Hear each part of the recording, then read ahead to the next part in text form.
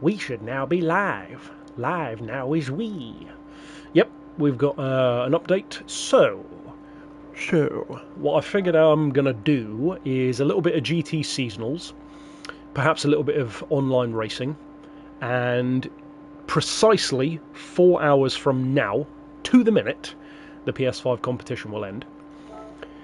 And I thought, you know what, for that final push, and also to announce the winner, because obviously everyone wants to know who that actually is as well, we're going to see in real time who the winner actually is, and more importantly for me, where in the world they are. So, Sunday Cup, might as well start with this. So like I said, I'll work my way through these. Let me know as well if anyone joins the stream, if you can hear me okay, if the stream seems to be working alright. We have had some stream issues recently, so we shall see. What shall I drive? Shall I go completely OP, or shall I go for something a bit more interesting? Let's go for something a bit more interesting. Cool. Where's my thumb? Over there. What should we drive? What we feeling, folks? What shall I use for the Sunday Cup?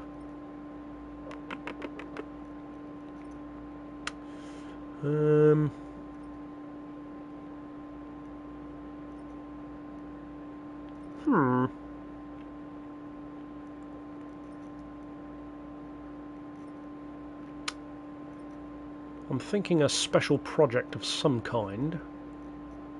Special little project. Oh, I haven't used one of my favourites in a while. Hello from France. Hello back from the UK. The winner could be in France for all I know. We'll have to see.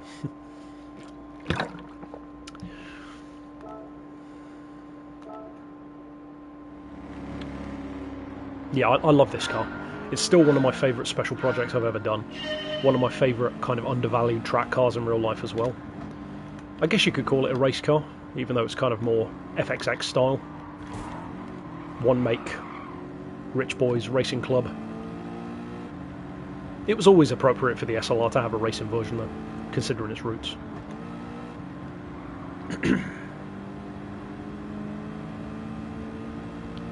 I think where it will get more interesting is after I've done the seasonals, to jump over to some online racing. In fact, I might even do that before I finish all of the seasonals, to be honest, because I doubt most people want to watch me do every single seasonal race. But yeah, I guess I should also do an update on what the actual raffle situation is. So like I said, it ends in just under 4 hours, just before 7 PM UK time, or London time if you want to do the conversion. And at the moment we're at 550 tickets. Well, it's actually more than 550 tickets, but some of the tickets are free, so I can't remember what it is. I think the bundles are like if you buy 10 you get one free, buy 20 get 5 free, or something like that. So it's actually over 600 tickets, but in terms of actual paid tickets it's 500, exactly 550 at the moment.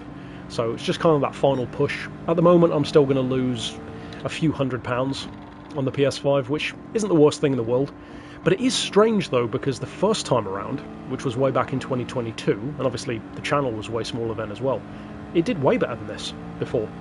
I guess a lot of people maybe have a PS5 now compared to then. That's probably one of the main reasons, I would imagine. And also the drop-off for GT7, that's bound to have something to do with it as well. But yeah, because like the first time around, I can't remember how many tickets it actually was, but it was a lot more than this, a lot more. And the winner was in America back then, so what I ended up doing is fairly similar to what will probably end up happening this time, which is I'd bought a digital edition back then, and then because he was in the States, it actually worked out simpler and probably safer from a shipping perspective to just buy him a PS5 from his local Walmart and get it delivered brand new. So he actually got an upgrade, because all I could find was a disc edition, so I ended up buying him that instead. So obviously he was super happy about it. But yeah, this time I figured, you know what, since that happened last time, obviously we've upgraded it now to the slim PS5, the 1TB version instead, but then if the winner just picks what they want, you know, because even for me, I'm giving away the disc or digital. I've still got the first generation PS5 here. I haven't even bothered upgrading it for myself, and I've got the digital one. I've never had any issues with digital, but disc is the one to get, really, especially if you value your physical media. Oh dear, bonk. Another panda. Cold from the wild. Let me know if the fans are too loud in the background as well, because it's pretty hot in the UK at the moment. It's very stuffy. It's like pre-storm weather. I think what I might do first, when we go for the online stuff, I think I might do maybe 3 of these races in the seasonals, and then leave out the 2 longer ones, which I think is the Rally and the 800 point, WTC 800, and then jump over to some online lobbies. If I can find some interesting online lobbies, I'll join, and if not, then I might create my own lobby, and then if you guys are online, you could always join me and have a race, which could be cool. And I know a few of you said that you thought that would be a cool idea anyway, to actually do some like live stream endurances. Technically, we probably could do actually a mini endurance race, so might be worth trying that actually. Could use this as like a trial run, maybe like I don't know, Grand Valley 300 kilometers or whatever it was. The Porsche Group 1 and the Ferrari. Yeah, I feel like that's probably the consensus for most people. They're the 2 like most solid feeling all-round ones straight out of the box. Although for anyone who watched the Rivals match yesterday, the Beamer was a lot stronger than I thought it was going to be. Good car anyway, but yeah, it just, to me, the Beamer doesn't feel as fast as it is. Much like the Toyota, which obviously, again, if you watch that episode, the Toyota was a lot quicker than I expected it to be. The Peugeot, it's kind of the clear underdog overall, but still my favourite, I love it. And yeah, the Beamer does look great, which is funny because I wasn't a fan of the look of it. Hey, alright Ian. You need a Swift, a Suzuki Swift, done up like a Tommy Kyra. I should have picked that actually, I could have used that in this race. For those who don't know, Ian has a very nice Suzuki Swift. We recently went to a car show here in the UK, he took it. He's like the total opposite to me, like in terms of his cars. He's like, his car is relatively new, mine are super old. His car is always immaculate and clean and taken care of. Mine, I just pour wood treatment oil on it and just slather it on over the dirt. His is all about like the cornering and the grip and the braking and the handling. Mine's like a sofa that goes blub blub blub, basically. But hey, each to their own, and that's the fun of being car fans, isn't it? Let's see if there's any change. It's a shame that I can't, and I know with other streaming software you can put like links and stuff on screen, but I'm streaming this straight from the PS5, so I can't actually do that, which is a shame because it would have been nice to have the actual raffle link. So for those who are going to jump over, it's raffle, raffall.com/HSGAutomotive. It's in all of the recent videos anyway, and the link's in all of the recent videos. Let's refresh the page, see if there's anyone new. Still 550 at the moment. I think that's pretty much where we're going to end up, about 550. And again, I will lose even more of that, because raffle takes their, I think it's 10% as well, so that'll be another 55 quid gone. So about 500-ish overall. Okay, Twingo. Next up, the Twingo. And somebody just mentioned about having more Group 1s. Absolutely agree. I've said it many times, but the one that I really want is the Cadillac. The Cadillac is the only one that I like even more than the Peugeot. I really would love to see that. For the 2 reasons, obviously. Number 1, because it's just a really cool addition to the Group 1 roster, but also because the return of Cadillac would be fantastic in Gran Turismo. Especially given how many of us love the Cadillac Cian in the older games. I feel like the 2000s kind of went through a period where cars like that were given loads of love. Midnight Club, Test Drive Unlimited, Gran Turismo. You'd see cars like your Chrysler ME412s and Cadillac Cians and all that kind of stuff, and then they just kind of dropped off. You just stopped seeing them in games, and I guess to some degree that makes sense because time moves on and they prioritise the licenses for newer cars and stuff like that. But I do think it's a shame because a lot of those concept cars and supercars, especially of the 2000s, I think are still some of the coolest ones ever. You know, like Lamborghini LP640s and Enzos, SLRs, Carrera GTs, and you've got a fair few of them here in the game, but still some notable exceptions. The Celine S7, for example, that's a pretty strong one as well. As you can tell, I've got this car way overpowered, especially for comfort mediums. 230 horsepower in a Twingo.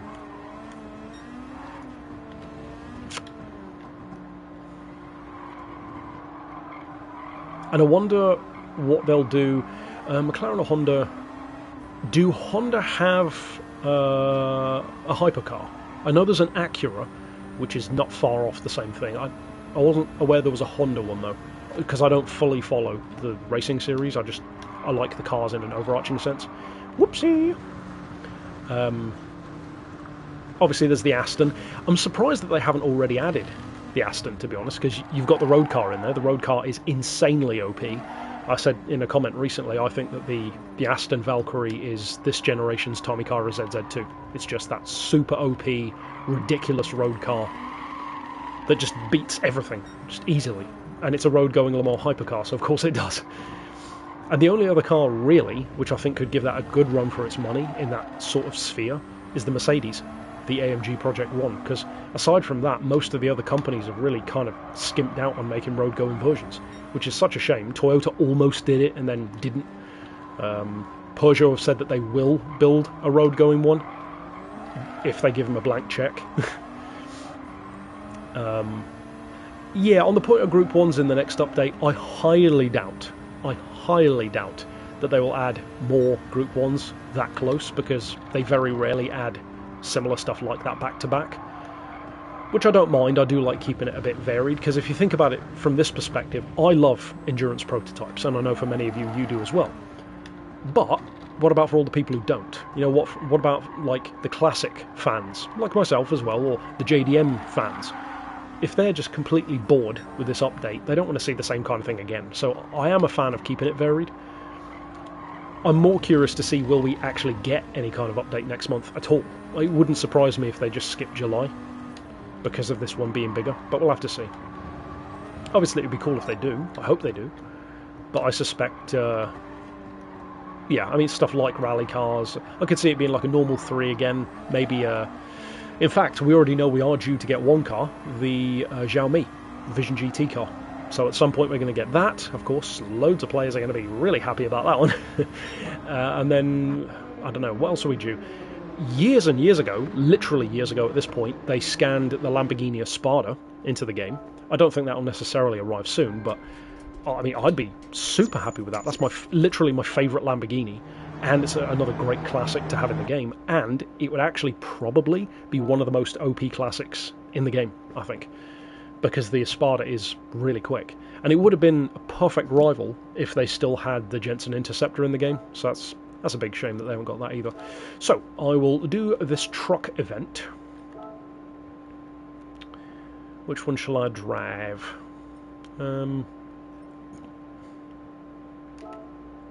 Let's go for the Tundra. Autumn Ring Mini. Yeah, there seems to be a lot of love for Autumn Ring. It's one of those tracks a bit like Grand Valley that I'm personally not a massive fan of, and I don't know, I used to like Grand Valley, not really now. I don't really like the redesign of it, but Autumn Ring I always found was just over so quickly, which, like you said, for go-karts that's perfect because you don't really want a crazy long circuit, but for normal cars you blink and the lap's done. NASCAR series, yep, again, that would be fantastic, having a stock car in there. At this point they could even just have like a fictional stock car, have it based on one of them, you know, like a Camry or whatever, and then just make it a fictional version of it so it doesn't have any specific team, and then you can just make your teams. Essentially what Forza used to do back in Forza 3. They just had a blank silver stock car and you could turn it into whatever team you wanted. As far as my three favourite cars in the game?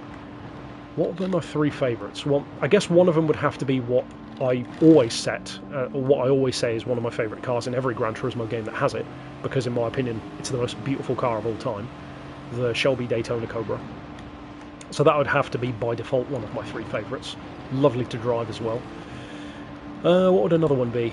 I really am a huge fan of the SLR McLaren, the Mercedes, like the one I was driving just now, but even in standard form I really love the SLR, and I think as far as supercars go, it's in real life and in the game, it's one that kind of appeals to my tendencies. It's big, heavy, long distance cruiser, a lot of torque, nice sound.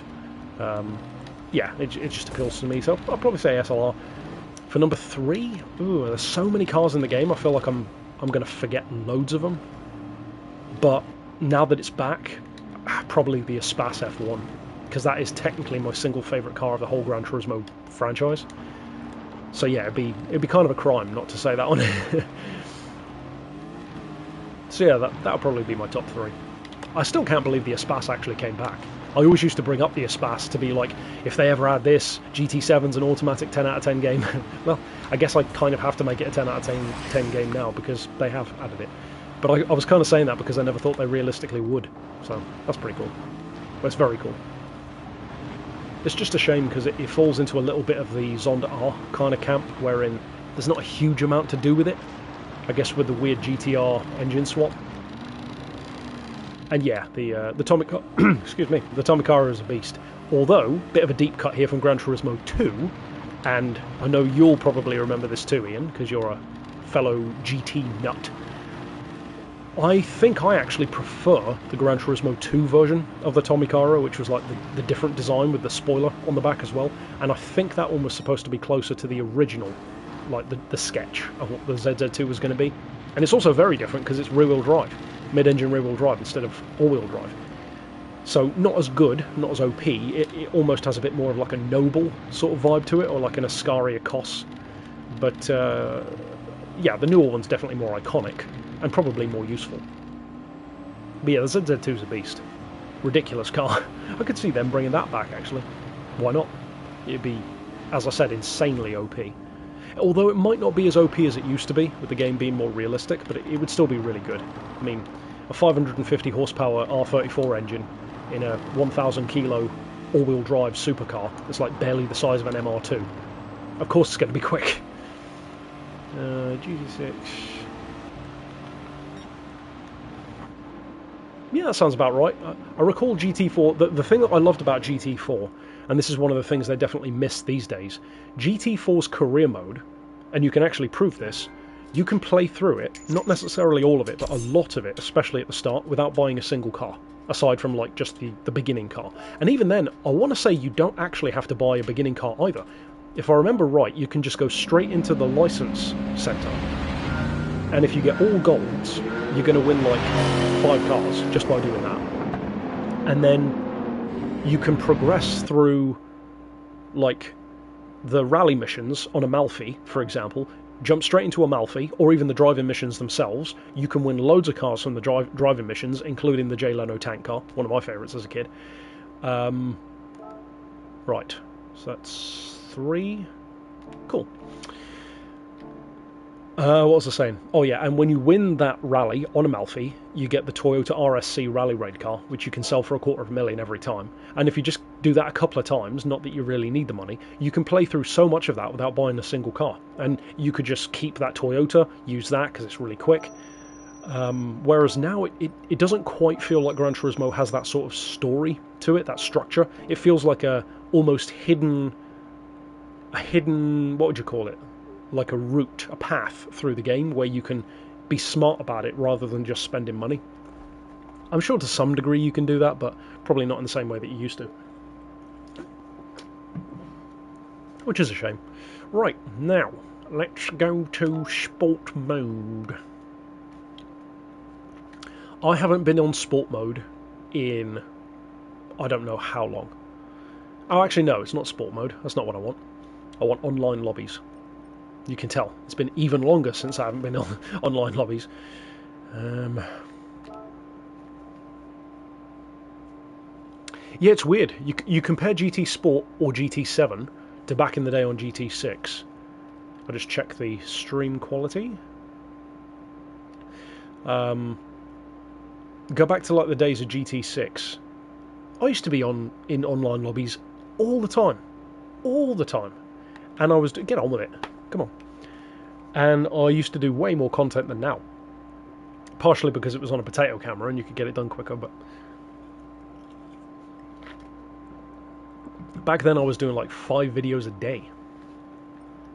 But that was also back when YouTube was also different. Okay, so we got Le Mans. Room details. What's this one? 26 laps? Yeah, we ain't got that kind of time, bruv. Training and chill, no race. Got a couple of people in there.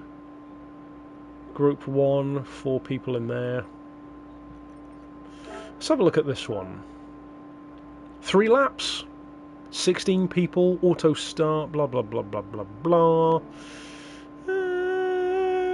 Why not? Let's have a look.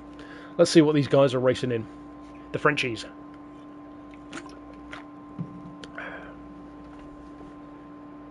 If it joins the room.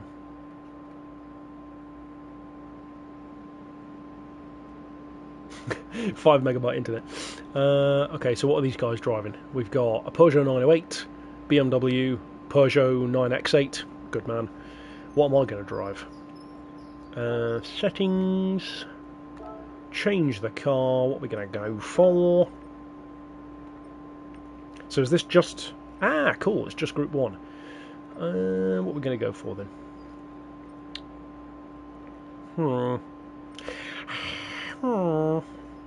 I do love my R92 CP, but I am a big fan of my GTR Nismo. The even more of an underdog than the Peugeot. Assists, that's not what I wanted. Settings, 3 laps. Let's go for mediums. Downforce, yeah. Boom, boom. I feel like that gearing might be a little bit too long. Right, let's go with that one. And yeah, if any of you are watching, you could join while we're doing this and race with me.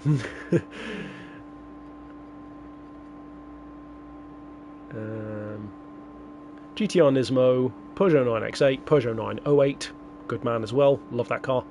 BMW M, Toyota TS30, Peugeot 9X8, and Ferrari. Let's jump out to the track. And of course we already know I'm going to lose. But at least that's faithful to the real-life Nissan. Give myself a bit of a refresher on how it drives. The tyre shredding goodness.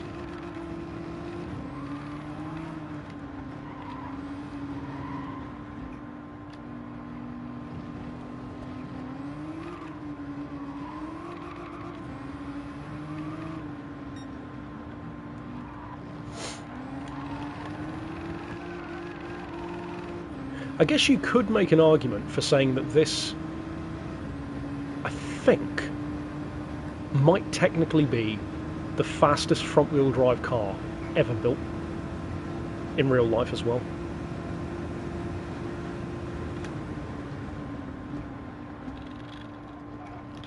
I think I want to do a little bit of a... No. I want to do a little bit of adjustment to that one. Because yeah, think of a quicker front-wheel drive car than this around a track. Tow. Have I gone the wrong way with tow? I'm trying to think now. Because I do one thing in Forza and I do another thing in Gran Turismo, and then I forget what I'm doing. Camber might be... No, that's the wrong way. Oh, no. See, again, I'm thinking of... Because Forza goes either way, for positive or negative. Tow out. No, I feel like I want it the other way, really. I'm going to go for tow in. Let's give it a rerun again. I'm not going to bother with the downforce, but I am going to extend that top speed a bit. Let's test that again.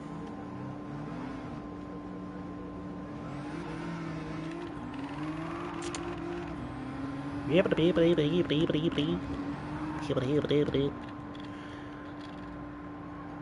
that's better.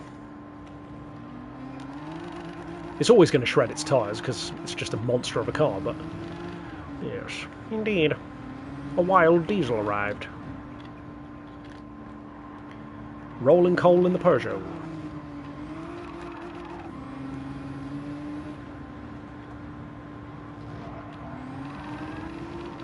Yeah, that feels a lot better already. But yeah, like I said, think of a quicker front-wheel drive car than this. You've got some crazy time attack cars, but overall, I'm pretty sure this Nismo would probably beat pretty much any other front-wheel drive car, hybrid or not, around like a nice wide open track. Wow, I could actually get away with having an even longer gear ratio there. It's already 420 kilometers an hour, which I guess that would make sense because we're doing up around 260 miles an hour, which is ridiculous.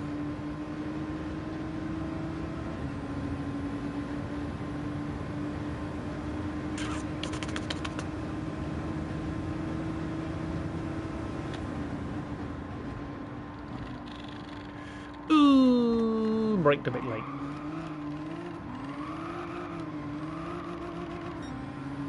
Right.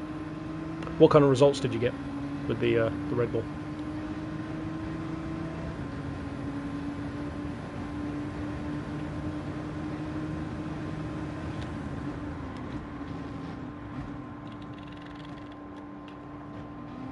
Tell you what, this thing's way more stable under heavy braking than the hypercars are with low downforce. It's got a very Panos kind of vibe. And if you know, you know, the Delta Wing does as well, for good reason, considering that literally was a Panos before Nissan stole it. Whoopsie! And there's the great thing about front-wheel drive as well. Gets right back in line.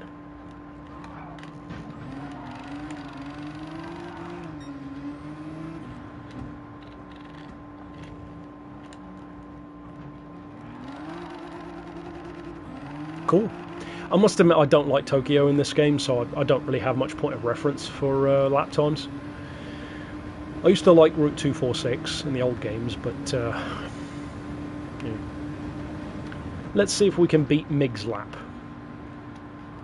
318.9. I'm not even sure what he's driving.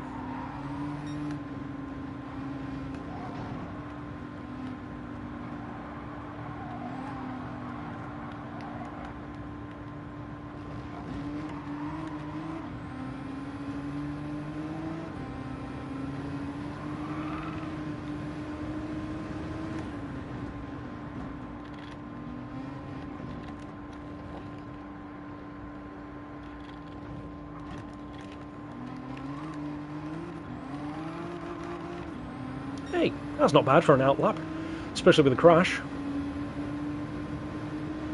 See what we can do, Nissan. See what we can do. Definitely need to brake a bit earlier as well. You've got to basically use like half throttle to get out of corners in this thing. I still love it though. I love it because it's just so weird and different. It's like, how did they ever think this was going to work kind of approach? But you've got to admire trying something different. As I understand it, I think they actually scrapped the chassis for this car or something like that after the fact, which is such a shame. Because, of course, they're not going to put it in a museum. It was a failure, but I just think that's such a waste of a cool car. If they were giving it away, I'd have had it myself. I don't even have anywhere to put a body for a car like this, but I'd have loved to have had that. See if you could, like, convert it for road use somehow. Because you've got the lights and everything. It's got indicators, it's got hazards, dipped, main, high beam, brake lights. You'd have to get it in IVA here in the UK, but I mean, if a kit car can pass, no real reason why this one shouldn't be able to. Obviously, you'd have to adjust the exhaust system, and yeah, I love it. Yeah, it's not very good, you know, in the grand scheme of things. It's probably one of the worst in terms of just anything other than straight line speed, and even then out of corners it just shreds its tyres, so it's not very good for endurance racing either. It's just such a fundamentally flawed idea, but that's kind of why I like it. I like it because it is, as I said just now, the exact kind of thing that Panos would have done, because they were obviously, they love their front mid-engine stuff anyway, and this just has that sort of vibe. And just seeing something with this monstrous like 1250 horsepower hybrid system going through the front wheels, and I guess technically the rear as well, with the skinniest little tyres on the back, it's just hilarious to me. I love the look of it as well. I love the proportions. It almost looks like it's driving backwards in a weird kind of way because it's so like back-loaded, almost like a Gillett Vertical. What's happening there? Are we starting the race, or has it crashed? Right, okay. Cool. Let the race begin! And I didn't get a chance to do my lap. Oh no! Brum brum, I'm in my mum's car. Right, we've got no fuel use. I feel like I need to get out of everyone's way because of the wheel spin. I'll give him a bit of room as well. Like a bunch of gnats buzzing around the track. Be interesting to see how this one compares on the straights though, because the sheer power and the massive amount of torque that this thing has got. I can't remember what the torque figure is, but I think it's even higher than the Ferrari. And the Ferrari's got a ton of torque. I'm pretty sure this is significantly higher even than the Ferrari though, if I remember right. I should catch at least a couple of them on the straights, but it also depends on what kind of downforce settings they're running.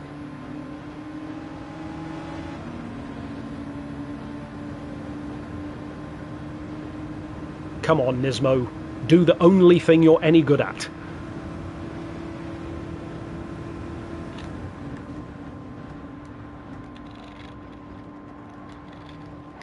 Problem is, by the time you get that kind of performance, you've got to slow down for the next corner again. Whoa, steady on, Porsche. And hey, I'm not in last. And for a Nismo with front-wheel drive and 1,000 horsepower, that's better than nothing.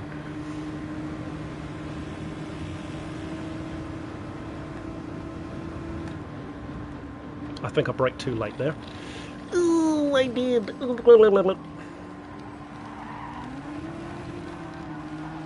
That rampant understeer with the most tow you have ever seen on a car. So much tow, it's basically like a London taxi's turning circle.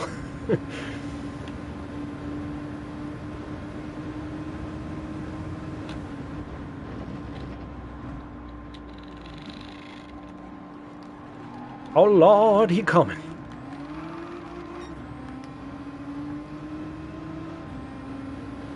I like that we've got the time of day on, I think, well, maybe it's not. It looks like the time of day is progressing quite quick, but maybe it's just me. Might just be the tree cover. I don't know. Don't know.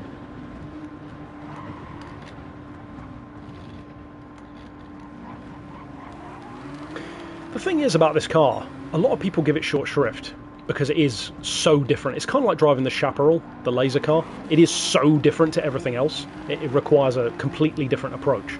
But the thing is, the handling actually isn't bad. It's just the throttle. It just wheel spins so much that it gives it the impression of bad handling when it's actually not bad. The turning is good. It's pretty smooth through corners. But you just can't put the power down properly.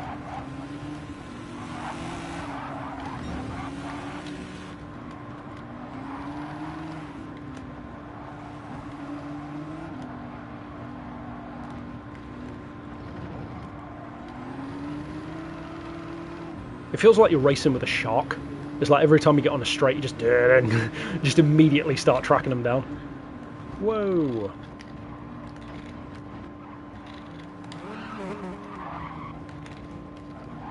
Little bit of a cheeky corner cut there. Come on, put that power down. Let the VTEC kick in. More. I love the fact that in real life the hybrid system on this car kind of works like a wind-up car, apparently, as well. Just gone. Must have been a beast to drive, as flawed as it was. I think the main reason why it was so flawed was because, if I remember right, I think the hybrid system wasn't working properly, or wasn't working at all, I think it was, in the race, which is kind of appropriate that until recently it didn't work in the game either, and now they finally updated it, and it has improved the handling, but it's definitely improved the pace, which is always welcome. Come on, reel him in. Give me that sweet top end. Right before I have to brake again.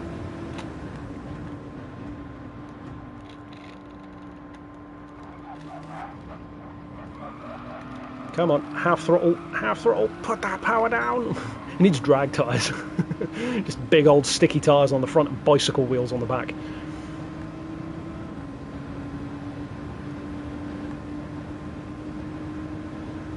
Second. Not Not bad, Nissan, not bad. A little bit too late again though.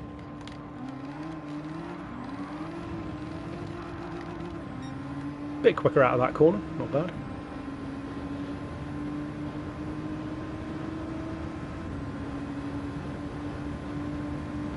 No change in tickets.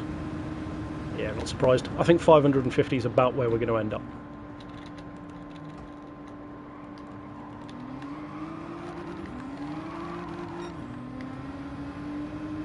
Five seconds behind the leader.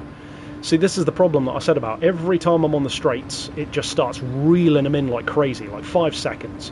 Now I'm close to 4 seconds, so it accelerates up behind them so quick and really catches up. But then you lose so much time through the corners. For somebody who really wants a challenge, the Nismo is a fantastic car, which I guess is me. Which is funny that I always choose cars like this, because it's not like I'm the best of drivers to compensate for it. I just like weird, wacky stuff, and I'll accept losing just for the sake of using it. But to me, that's how you can tell I'm a petrol head and not a motorsport fan. I'll choose the weird car just because I like it, even if I lose. I'd be the kind of F1 driver where I would choose to race for, like, Spiker or Jag, because even though they're not the obvious ones, I'd just rather represent those teams, especially Spiker. It's great to see Spiker making a return this year, actually. They're bringing out a new hypercar, based apparently on the Preliator design, I believe, but an almost smoother version of it, with a non-hybrid 800 horsepower V8. Steady on, Peugeot.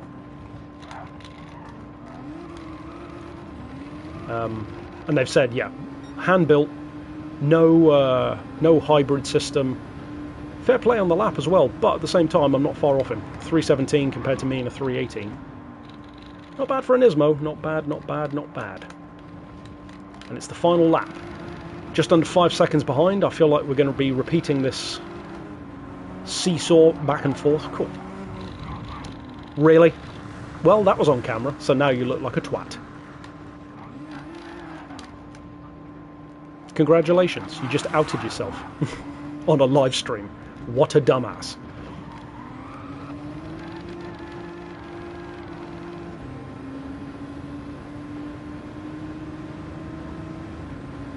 Let's see if we can catch him again. And how do you think that's going to go?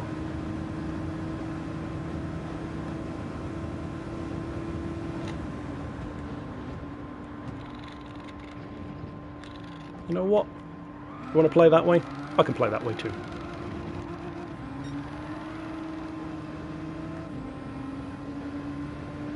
I like the way you run, boy.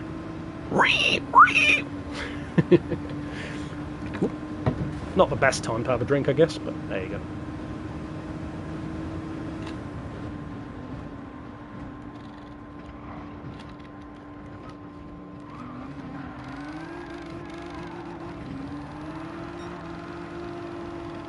Three seconds. You better pick up that pace, Peugeot, because you may as well write knock knock on the front of my bumper.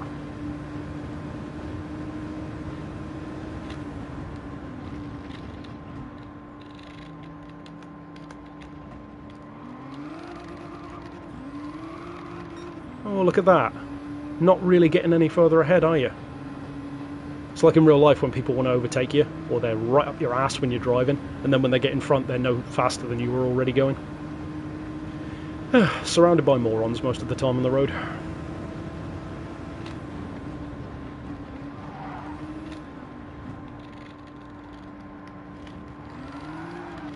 Get on the road.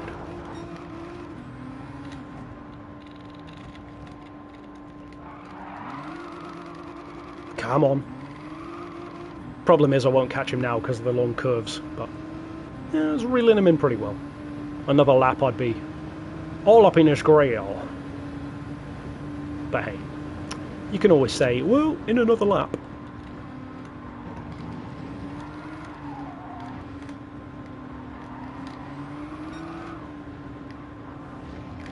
And, to be fair again, to struggle that much to beat this car.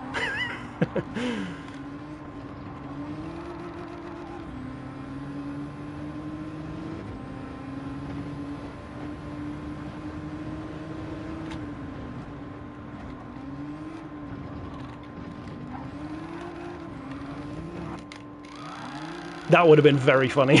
That would have been hilarious. Oh, not quite Ferrari. Serves me right, obviously, but that would have been so funny. And all of that effort to beat me by 5 seconds. No wonder you're a D-class driver. Oof. Said the C.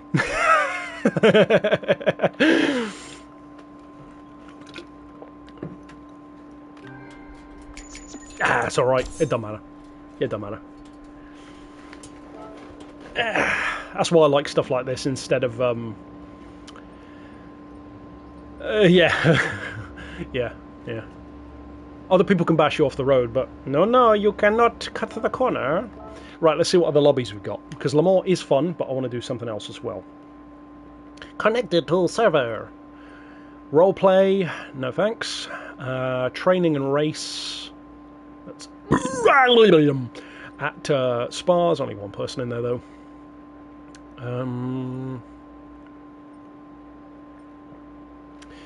Are there any lobbies with more than 2 people? Come on, man. Oh wow, 3 people. 2 people. 30-minute Le Mans, Group 1, Group 3. Clean and fear Ot Kick. I do fear Ot Kick. Ot Kick is my favourite thing to fear.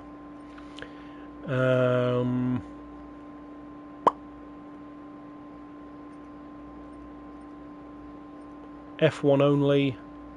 I'm not that great of an F1 driver, really, so, yeah. What else have we got? We've got an Arabic lobby, so everyone will be getting sideways. Quite a few people in there, though, and there as well. Fuji, Tokyo, Willow Springs, Drag Race, yeah. GT3 cars, no tuning. There's only a couple of people.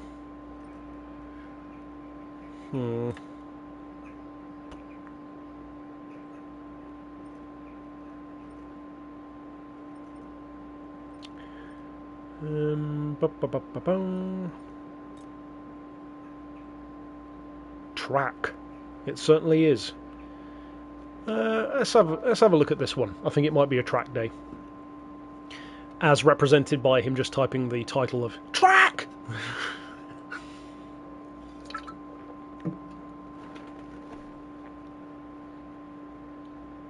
We've got a Mustang, we've got a GT3, we've got a Nismo, we've got a Renault Kangoo, because of course, we've got a nice little Clio race car.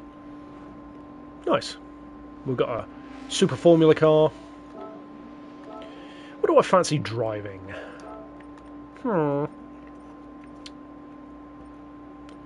What would I want to drive on a track day?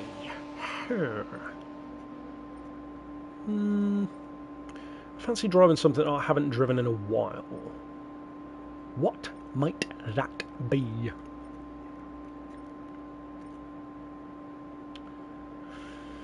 Could drive the Gallardo. Perhaps. Possibly. Maybe. I could drive the Little Beast. Could take the Corvette around, the C5R. That'd be pretty fun. Or the Aston GT1. Could do a bit of drifting in the Hyper Silvia.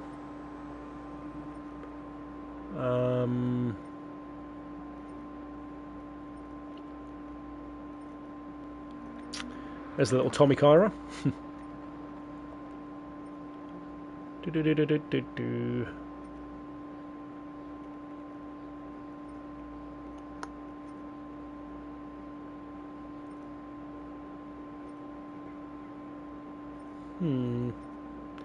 What do I fancy?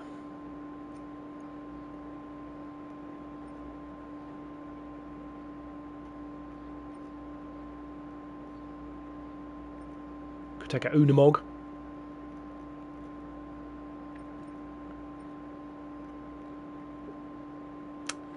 What was I looking at up here? I think I might take the Corvette first. C5R. Yeah. Brum brum.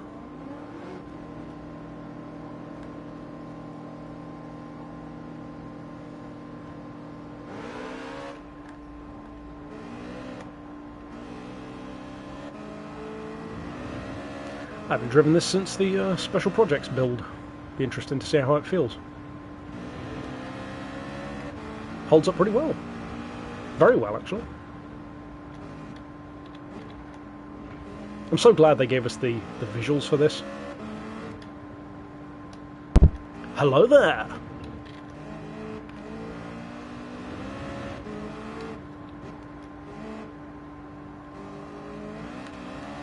Currently doing a track day at the NERB.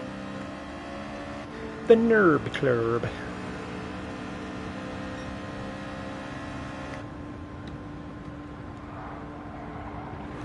On the grass.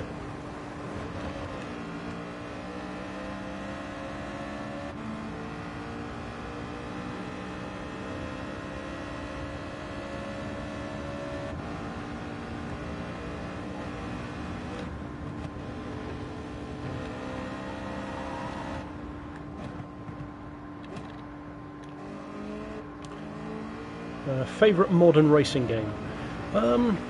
For fun, I'd probably say Forza Horizon 5, just to jump on it and have some fun. I want to love GT7 more, but beyond doing the monthly content, I don't personally just play it for fun much anymore, which I think says a lot. I'm not playing Horizon 5 yet, but I will be when it's out on the PS5. Aside from that, I guess I don't really play many other racing games anymore. No, I haven't played it yet. I'm going to, whenever it comes out, but on the PS5, that is. But I think, to be fair, it'll have to be really good for me to like it more than 5. I think 5 is my favourite of the Horizon games. I just really like the map. And the cars. I was playing it right before the stream, actually, doing some of the seasonals. I really wish I could say I love playing TDU Solar Crown, but talk about a grind of a game, and the cars cost so much. Unless they've changed that, I don't know. 5. Yeah, 4 was Scotland, wasn't it? Yeah. I didn't love 4 as much as a lot of people seem to. I think my favourites are 5 and 3, because I really like the Australia map as well. Never liked 2 that much. 1 is great, obviously, but 1 is very different to everything that came after.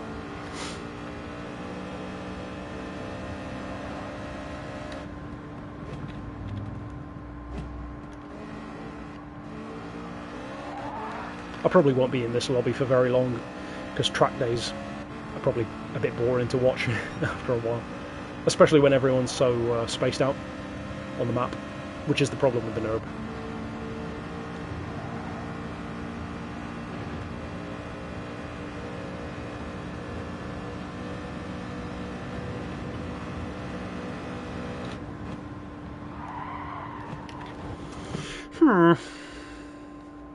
Let's do an update on the page. Do we have any more tickets? Excited for GTA 6? Not really. Nah, I doubt I'll play it. I've only ever played one GTA game, which was GTA 5. Hey, we've got an extra ticket. 551. Nice. Yeah, I've only played GTA 5. Completed the story mode and then never touched it since and uninstalled it. I get why people like it, but I don't know. Drift.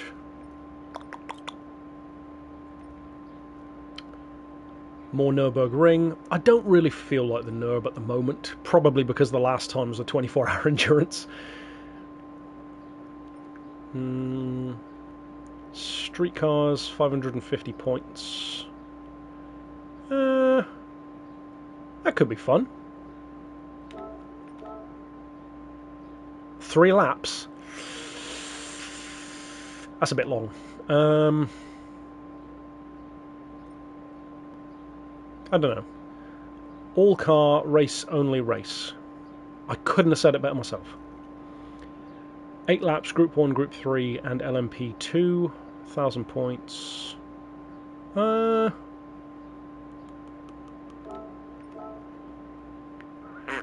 8 laps? That's a bit long. Let's have a look at this one. I just said about not doing the Nordschleife, but let's have a look. I feel like in road cars it's a bit different. And I find that I don't build as many well, you'll have noticed this on the channel, but I don't build as many point-specific tunes as I used to, because I don't know, I haven't really felt it in this game. I've done a few, I think, but nowhere near even what I did in GT Sport. So we've got a Polo, a BRZ drift car, interesting choice, an M3, and an Audi TTS. Okay.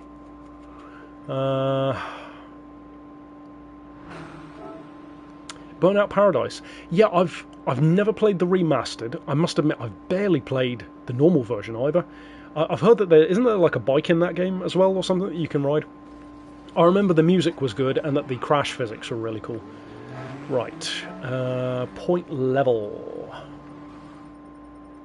Nah, that's going to take too long. Performance points. Right.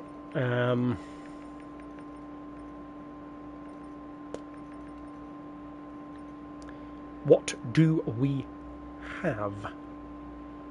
We've got an M3 CSL replica, Tomicara NSX, Litchfield Type 25, loads of special projects, as it turns out, FQ400 Evo,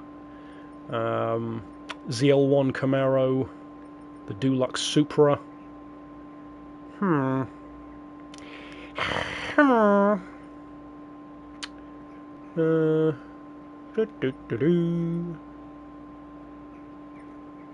feel like the NSX is probably a pretty good option. Let's try out the NSX. Yeah, I got the Grand Sport. That was a little bit lower, wasn't it, on points? Yeah, I don't know.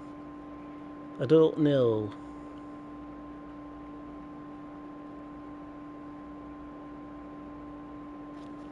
Giants Nation has joined the room. Is that Giants? Giants from the Discord? A couple of M3s. I feel like I need to get the M3 CSL out now to kind of match the theme.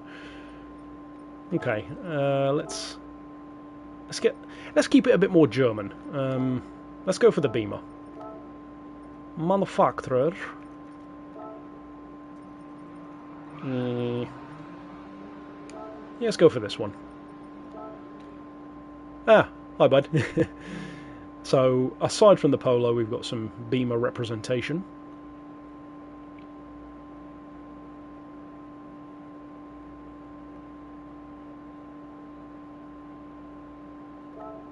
Let's give the M3 a bit of a test. This is another one I haven't driven in ages.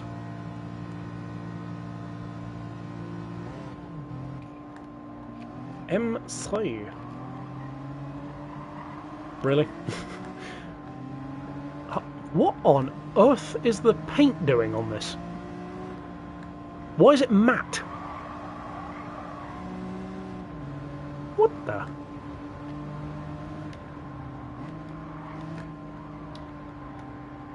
What on earth is going on with this paint?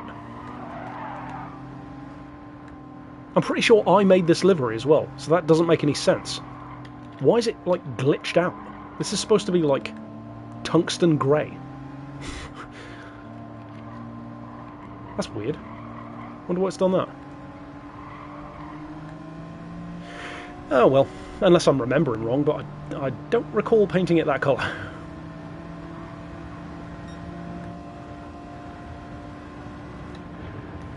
It's always a fun little touch if you can get the number plate right.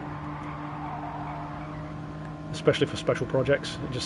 It sets off the whole look, makes it look just that little bit better. Yeah, that is so weird on the colour. Really weird. Unless I'm remembering wrong, like I said, but I don't think so. If you're Astro on PS5, I would recommend getting Horizon 5, because obviously then you don't even need an Xbox. You can just jump straight in.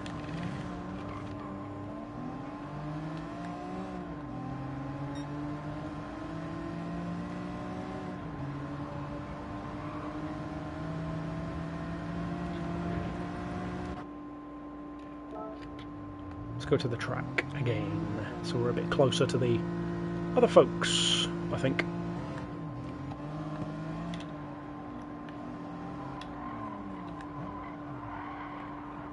What we doing, bruv? What we doing? He's in a Civic. We took the...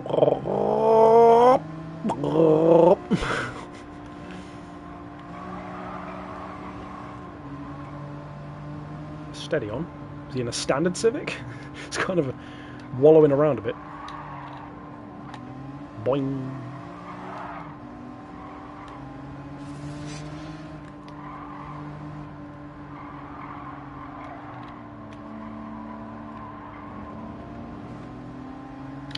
Ah, right, okay.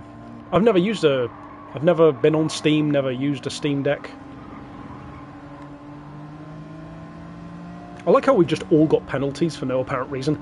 You get 3 seconds, and you get 3 seconds.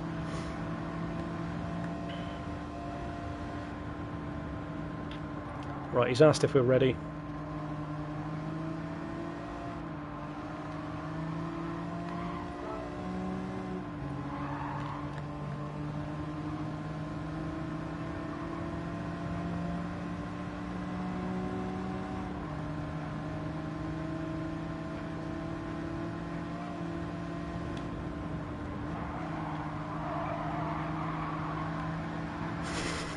Steady on.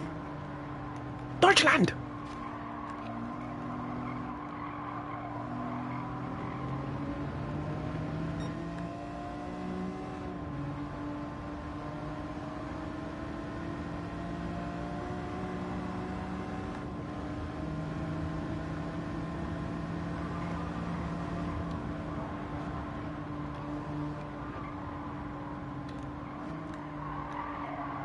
Seven seconds until practice ends, and I'm catching up to somebody else. Well, what's he in, an M2? Looked like an M2. I don't really, I don't like the M2 as much as many people seem to. I drove one in real life, the competition. Nice car. I get why people like it. It's compact. But, oh, we got a gull wing. Oh, fancy. And it's bright yellow. Yeah, so you can see that the grey doesn't match what it's supposed to be because I painted that bit of the front bumper. So for some weird reason, it looks like they've adjusted the colour, which is very odd. And I'm certainly not expecting to win this race, but we shall see. See, I don't like stuff like this. I'm in practice, drive totally fine, then first corner, suddenly it's turned into a planet for no apparent reason.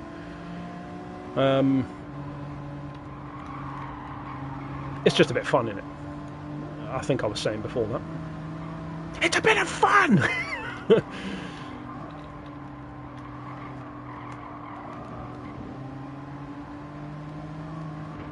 Or maybe just because I'm pushing the car a bit harder now that it's not just the practice. Could be. It could well be.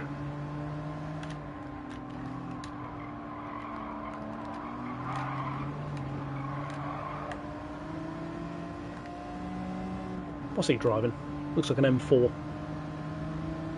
Another car that I've reviewed. Also a competition, funnily enough. It's a bit fun. I don't know.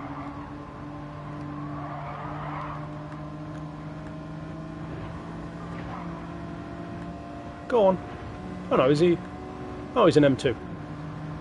Oh, petrol head license revoked. But yeah, like I said, I get why people like the M2, but at least in the UK it's become a little bit of like a chav chariot car. That and the Mercedes A45 AMG, like the finance bros performance car of choice. Which is a shame, because they're impressive bits of kit. I'd really like to drive a 1M. I feel like that would be a better example of a small, kind of chunky little pit bull of a BMW. More so than the M2 is. I've no doubt the M2 is quicker, but the 1M just... I feel like I'd enjoy it more. I haven't driven one of these yet either, the E46. I don't know, mate, it's not my lobby. but I think it's named something like 550 point road cars or something. If you look up like Nordschleifer lobbies, you'll probably see it. It's limited to 552 points, if there's any room in the lobby. I don't know if it says the room ID probably when we're done, but it is a 3-lap race, so that could be a while. Well, I'm definitely not going to win, that's for sure, for sure.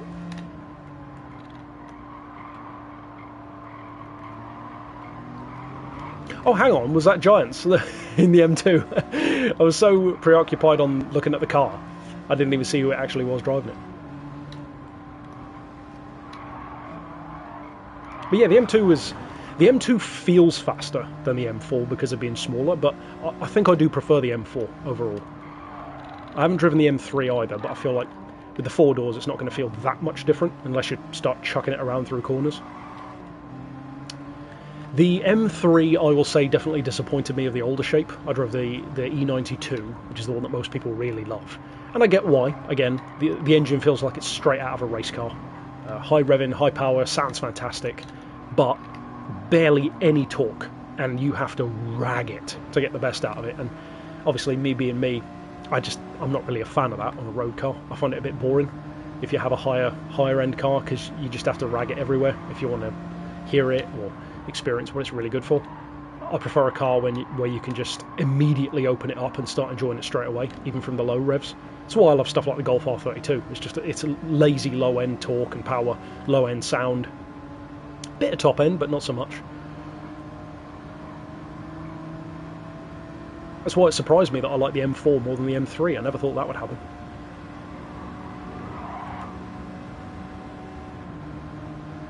But these, the E46, these seem absolutely beloved by people who have them, so I would be quite curious to drive one of these.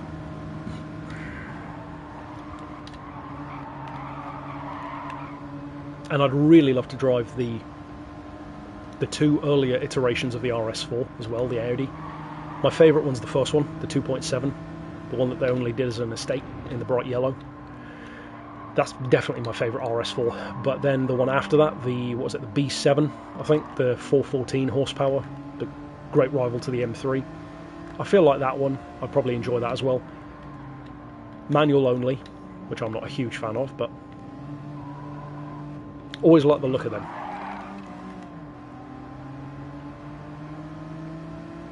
$20 seconds behind now. Definitely not winning this one. I could actually see the Gullwing winning, because when you get a classic like that, you've got so little weight to begin with that as long as you how do you get to drive some? Well, to be fair, I don't drive as many as I used to, but that's mostly because of YouTube burying the videos.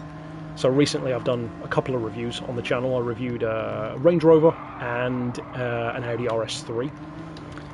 And the way that I used to drive even more was just working with car dealerships, basically. Just test driving cars to review. But yeah, I still enjoy doing it, and technically I still do it. I actually released one yesterday, but I just don't release them on this channel always. Plus, if it's a review that I've already done years ago anyway, like yesterday for example was a Jag XJ, and I've already reviewed one of those years and years ago, so there was no point in releasing another review of the same thing. Whoever's behind me is definitely going to pass me because they're closing in pretty steadily.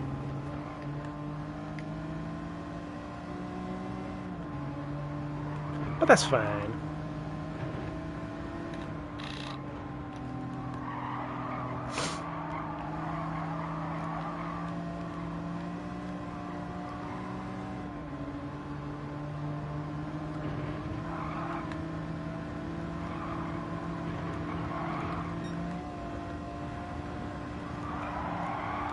Considering this is just a replica of a standard CSL, it does hold up pretty well, to be fair, around the track, which is, I guess, what you'd want from a CSL.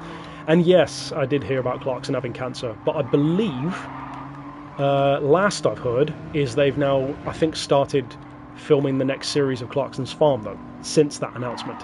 So presumably his treatment is going well. Any car I became a fan of? Oh, loads. Loads of cars that I never expected to love. I've literally bought cars myself because I was so surprised after doing a review. Probably one of the most notable ones. I haven't watched Clarkson's Farm now. I've seen some clips of it, but the most notable one for me, I gave it my Car of the Year award, the Golf R32 Mark V. I always wanted to drive one, but I didn't expect to love it as much as I did. Fantastic car. Definitely one of my favourite cars I've had as well. What other ones?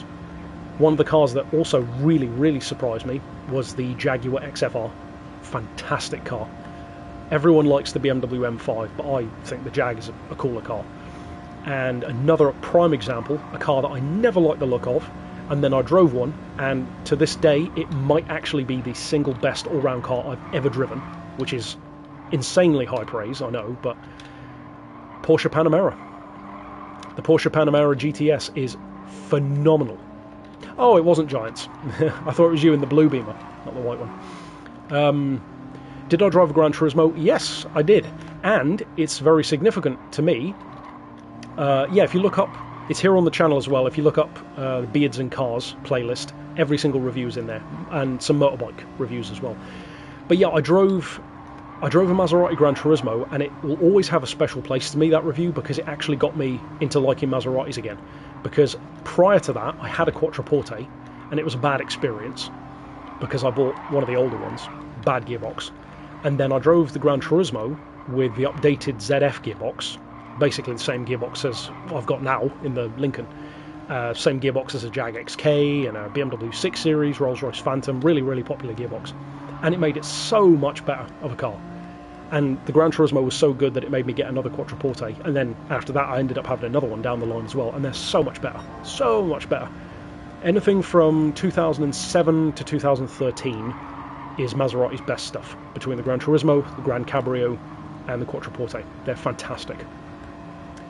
But yeah, I would like to review some more Maseratis, modern ones. I'd like to try out the diesel Quattroporte, as sacrilegious as I think it is to have a diesel Quattroporte.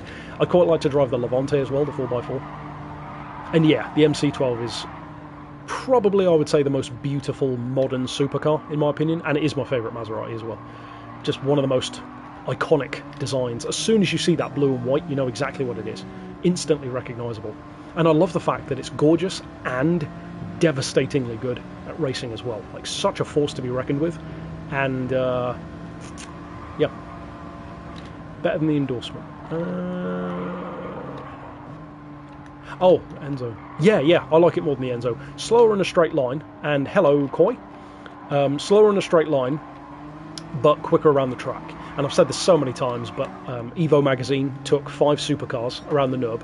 Koenigsegg CCX, Zonda F, Carrera GT, Enzo, and an MC12. And the MC12 was the quickest of all of them. Which is very impressive, given that it's only got like the top speed of the Carrera GT, it's got less power than an SLR, and yet just all of the things put together with the fact that it's kind of a long tail sort of GT1 design. Well, it is a GT1, but almost feels like a throwback. It's so good around the track that it doesn't need the top end power and top end performance. Whereas the Enzo, you know, they had some plans of the Enzo racing, but... And yeah, I feel like the Enzo, I think for a newer generation, almost feels a bit like the F50, or not the F50, the F40 was for the older generation. Like, that's like dream car because it's the one, you know, they grew up with. And yeah, the MC12 is street legal. They made the road-going version, and there are some racing ones, and there's also the version Corsa, which is a track-only deal. But yeah, the MC12, I want to say, I think they did 50. I think it was 50 road-going versions. Something like that.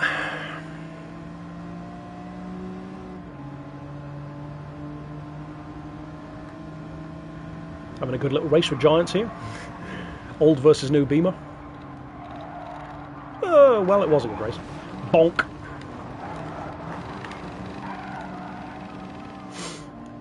But yeah, the most beautiful supercar of the 2000s, I think for me, would have to be between either the MC12 or the Zonda F. Those both are just perfection, in my opinion. And for Ferrari, like you said about the Enzo, I honestly like the 599 more than the Enzo now, which is funny because initially I wasn't a fan of the 599, didn't like it. And obviously I would choose the FF over either of them because that's my favourite car, period. Because, of course, the weirdest Ferrari that's nothing like anything they've done before is my favourite Ferrari.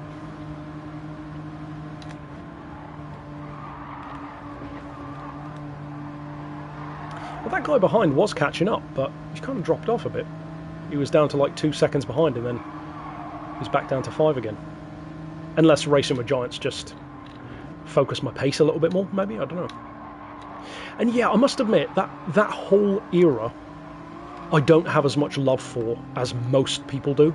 The XJ220, the F40, I like the ones that aren't quite as talked about, so like I prefer the Bugatti EB110, or even, it's in a whole different league, but like the Dower 962 road car. It's not fair to compare that, obviously, but...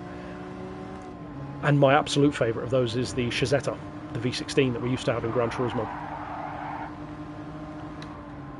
Because V16.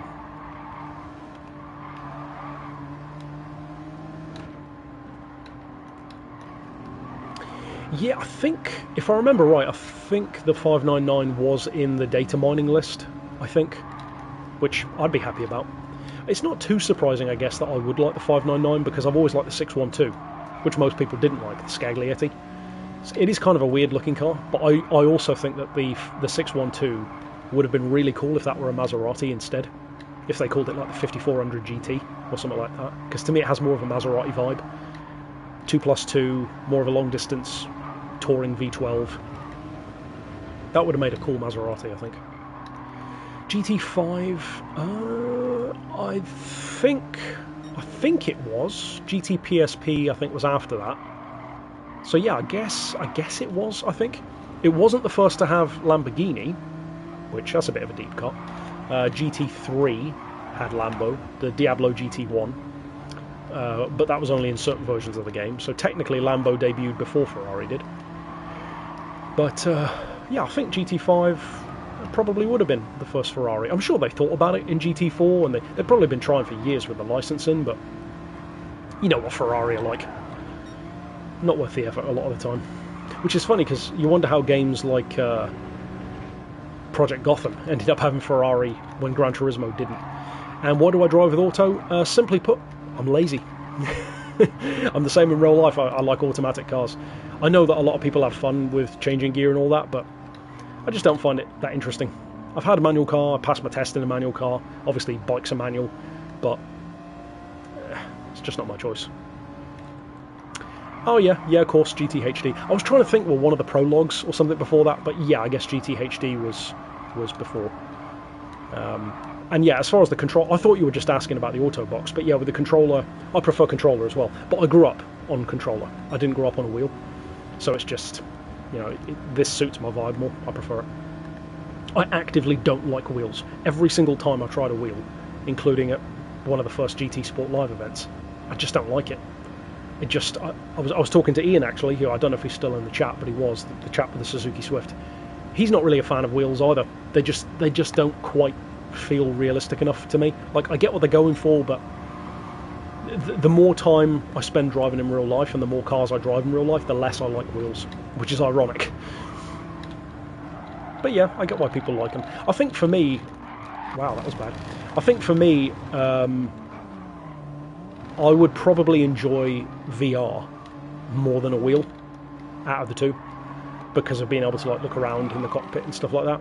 I feel like that would be more my kind of vibe, because one of the things I've always liked to do, speaking to that point, and Ian is here,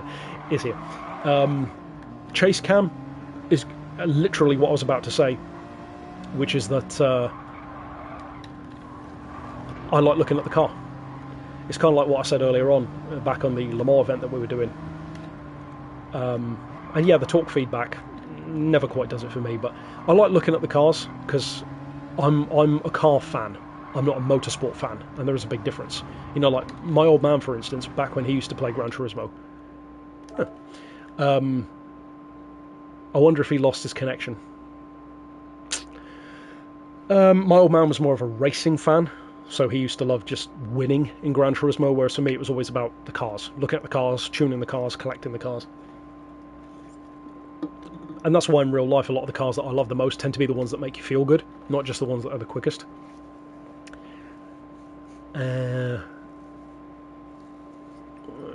where are we going to go now?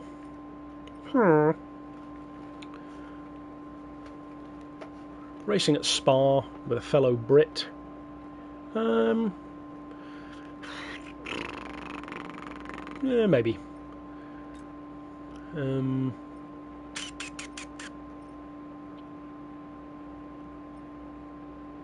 Drifting. Hey dude, it is going well. Just doing a final countdown. 3 hours now left to the winner. If I refresh the page. Oh, we've had a few more people enter. That's cool. 556 covered now. That's on my end, obviously, covering the cost of the PS5. There's actually 600 and something tickets, but a bunch of those are free. But yeah, it's going good.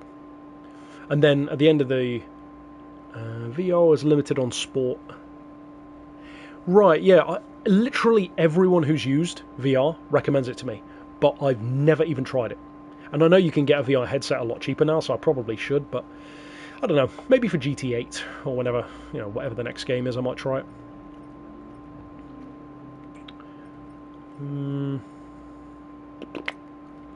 Pardon me. GT3.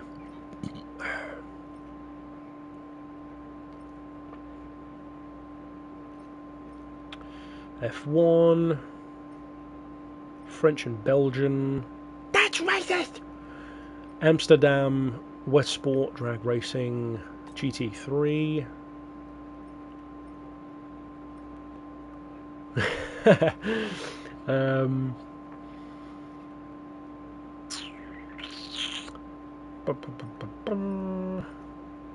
Francois. Le Mans. It's called Le Mans, but it's on Yas Marina. Makes sense. A lot of NERB lobbies, but I don't really want to jump back in the NERB. Chill. Trial Mountain. Trial Mountain, 700 points. If only I knew what Rankenotstecher meant. Okay. 16 people. No, thanks.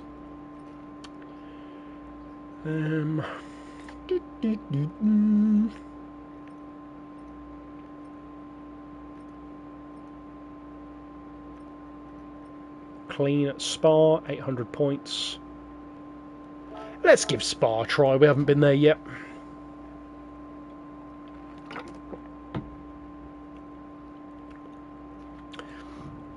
And what kind of restrictions have we got? Because if fuel doesn't matter, then event settings, 3 laps.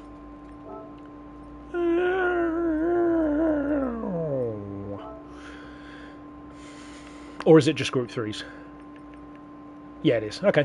That makes it easy, I guess. What group 3 do I want? Yeah. Although, weirdly, saying about the VR, I have tried VR once, but it wasn't in GT. I tried it at my missus' place. She's got VR. I can't remember which one she's got, but it's... I don't think it was the Oculus, but it was that kind of thing. And I couldn't see anything. Like, I put it on, and I could just see the room. It was just black and white. I could just see straight out the VR thing, and there was nothing on the screen. And then she put it on, and she could see it just fine. So it was like, I don't know, my colour vision or whatever it was like throwing it off. But yeah, I was like, wow, it's the room, but I can see like a dog now. So it didn't really work.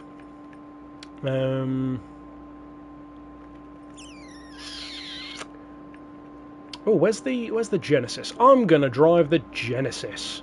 Oh. And the race has already started, I think.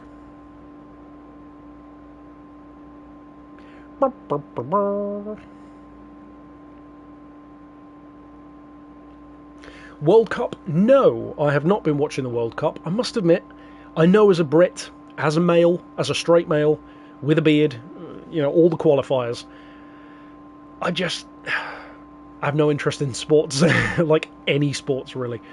The only sports I've ever really had any interest in is like trying to like get into a couple of sports myself, which even then I've never been fully bothered enough to do it. Like I love the idea of doing like the Creator Clash boxing stuff. I'd love to do that with like another YouTuber. That would be so much fun.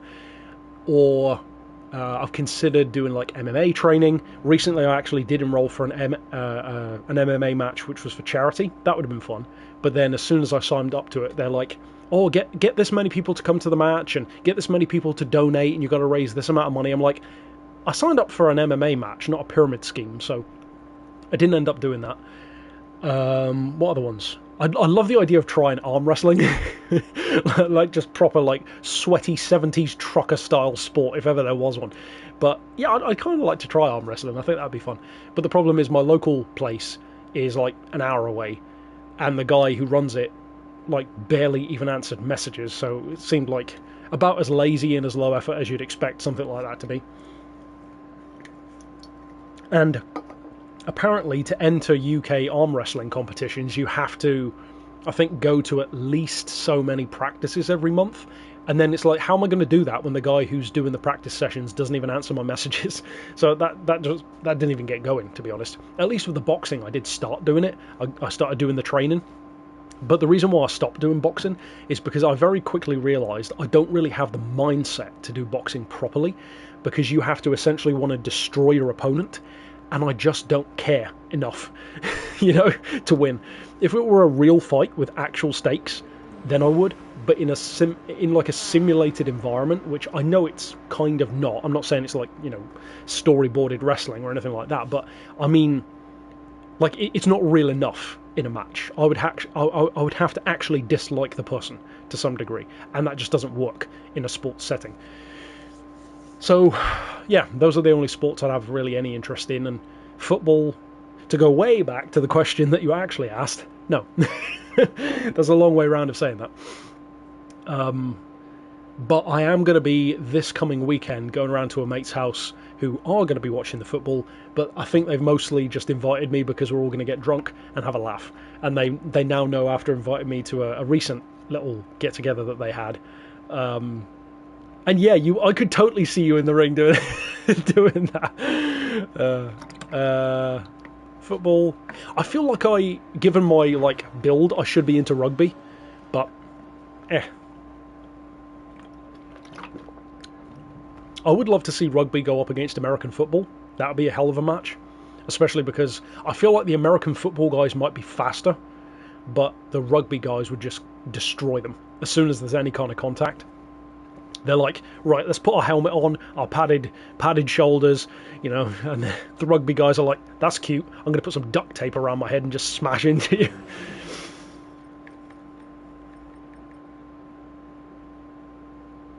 Six Nations, I know of it, but no, I don't actually watch any. But here's the thing, though. It's not just it's not physical sport. I don't even watch motorsport. And I love cars, but I don't even bother watching that. I love Le Mans, and I love Le Mans cars. I don't even watch Le Mans. There's something about watching a sport that I just find brain-numbingly dull. I don't get anything out of it, so I just don't do it. Which is weird, because in person, I think I would enjoy it a lot more. Because when I go to a car show or to Goodwood, I really enjoy watching them, and when you feel the sounds of the cars in your chest and that. And yeah, I did see that Toyota won, which is very cool. But yeah, one of the things I would love to do is do a road trip to Le Mans.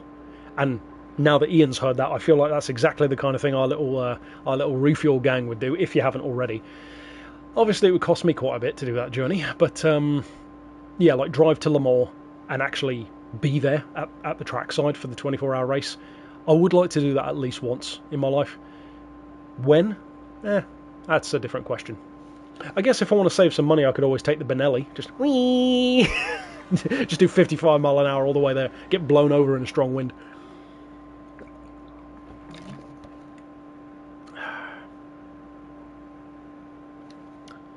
What lap are we on?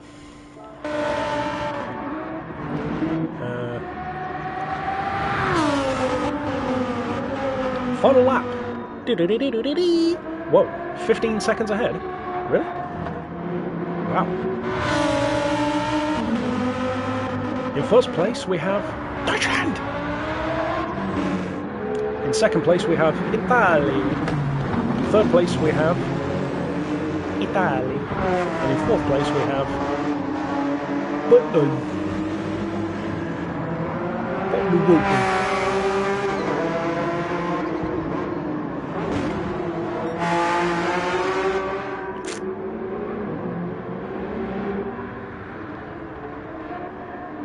And then there's going to be me driving the Genesis, which nobody seems to really like or use that much.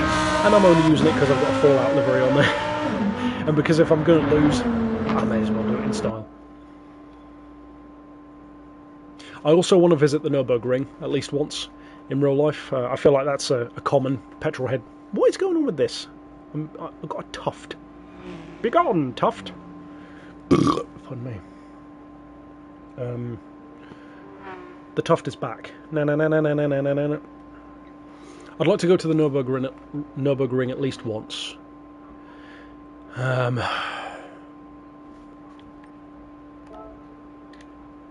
Ready to go. I haven't driven this car in a while. Let's see. I didn't notice if balance of performance was on, but maybe. Oh, actually, speaking of which, cancel entry because they are running on different tyres. Nope, not change car. Racing shop. Let's go for softs. Soft tyres.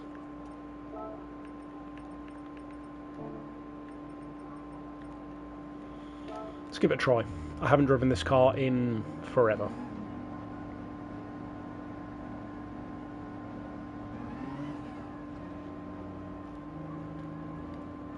Funnily enough, Silverstone is the one of, it used to be the one racetrack that I actually had been to. I didn't go there for a race though. There's this thing, I think they still do it. There's a Renault test day, which is free. And they test like the Megane trophies, and I think they test like the previous year's Formula 1 car, and like some of the Formula Renaults, that kind of stuff. But that's really fun. And the thing that I remember the most about it was when it dawns on you just how massive a racetrack actually is to walk around. Because in a car it takes minutes, but as a spectator it takes so long to walk around a track. What other tracks have I been to? I've been to a couple of karting tracks, but I don't really count those. As far as tracks that I've also been to and been on, I've been to Castle Combe. I've been on Castle Combe. It wasn't for the track experience, that was just for the parade laps. Castle Combe's a fun little track, very short. I think that's it. I'm trying to think what other tracks have I been to. I really want to go to Thruxton, mostly because the guy who owns the track owns my former car. So I'd love to see the high roller again. But I think they do track days at quite a few motorsport locations in the UK, so it would be cool to go around them. I feel like it would be better to hire a car though and do that, like at the track, you know, do one of those like Aston Martin Vantage hires or Ariel Atom hires and just thrash it rather than taking your own car around, because my cars aren't built for track days. Even the newest car I've got weighs 3 tons. It's not like I'm going to be doing a good lap in that.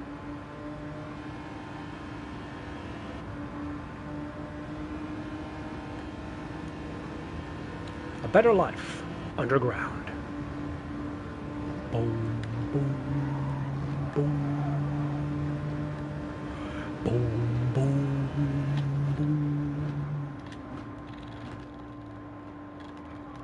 boom. I'll have to be careful on that corner then.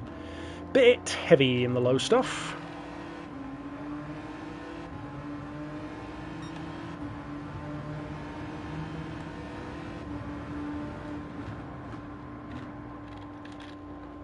This car kind of reminds me of the Knoll car in TDU. There's a super deep cut reference which nobody will get. It was like this weird car that you could unlock in the game that wasn't a real car. It was like made from a bunch of cars put together. It almost looked like an Audi Nuvolari Quattro but with Golf R32 headlights, and it was orange and red.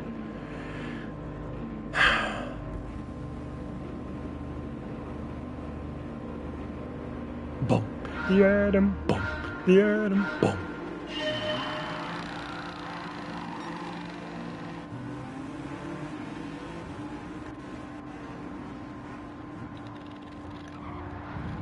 back off for the first corner. And let her go!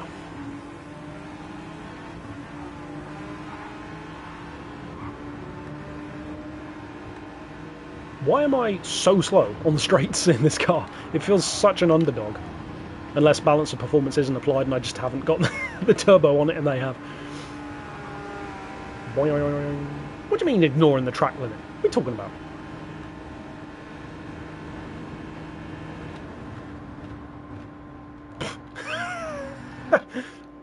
Oh. Well, so much for that. Why does this keep happening? I feel like I'm in lobbies where the host keeps crashing his lobby. Ah, well. They're like, oh, I know who he is, I'm going to ruin his stream. Not really, obviously.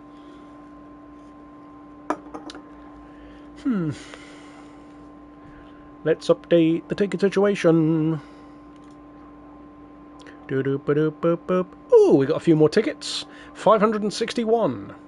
And we are about 3.5 hours away from the winner.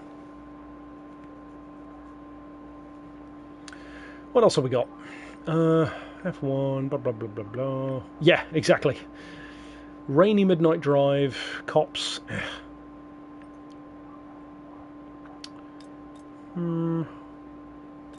Skipped a page then.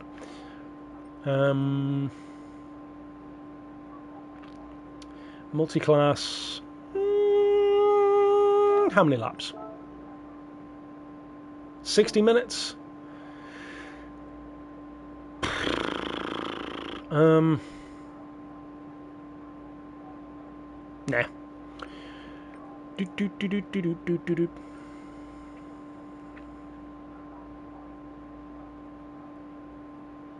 Cinematic rain racing.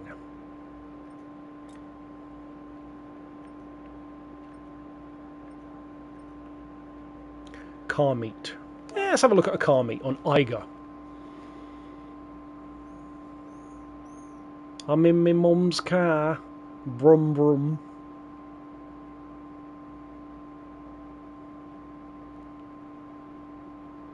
What we got here then? Car meet. Ferrari 499p. Of course. Seen at every local Tesco's.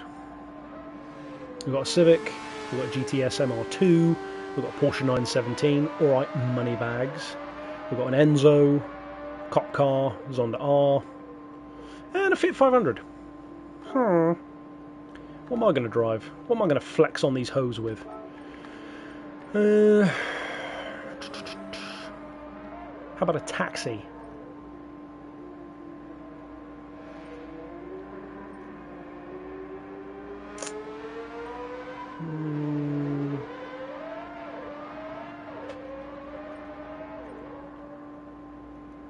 I think I'll take out my Joker Camaro for a change. It's a bit more of a show car.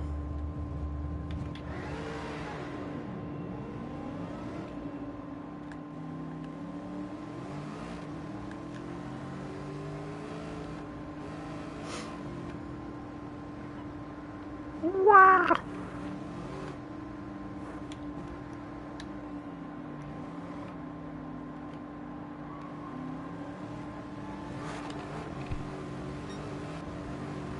This is what I was thinking of doing to Bonnie, Ian, with the green flames and the purple body instead.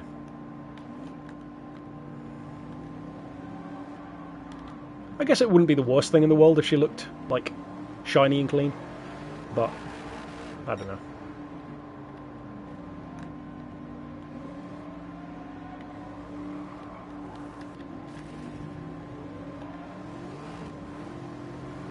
Shiny und chrome. Fiat Jelly Bean!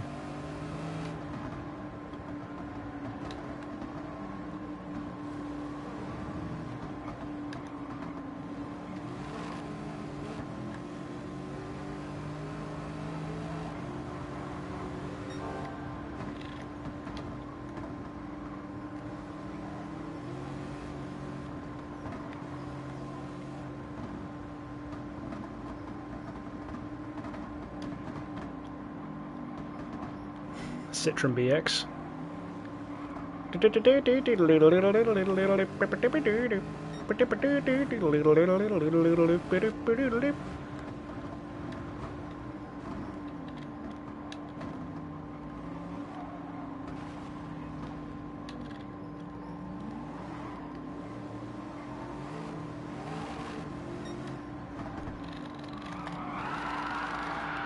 bit of drift on. Whoopsie! Let's change car.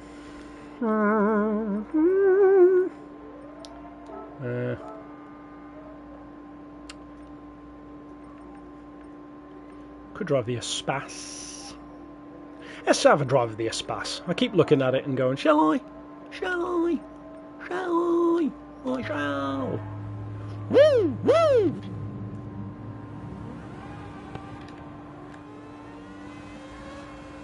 Lights? Who needs them?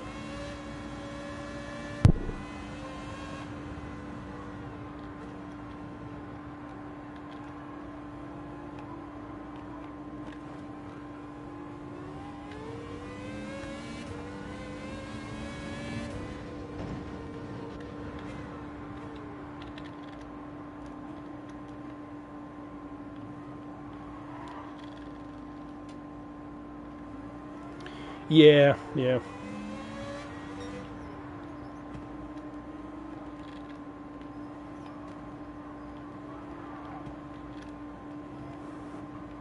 I'll do purple on some car eventually.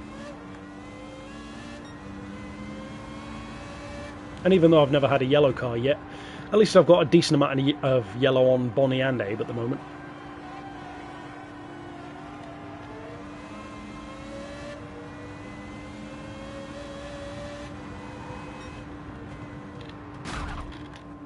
Bonk.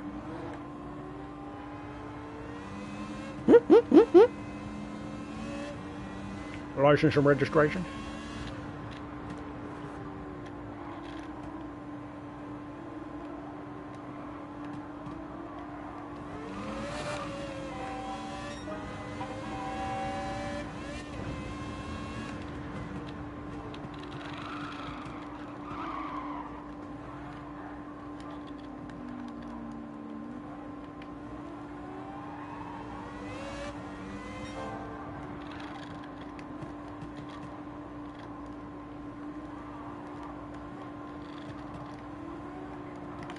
Bonk.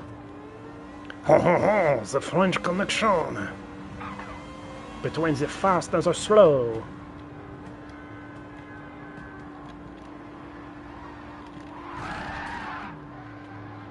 Badonk.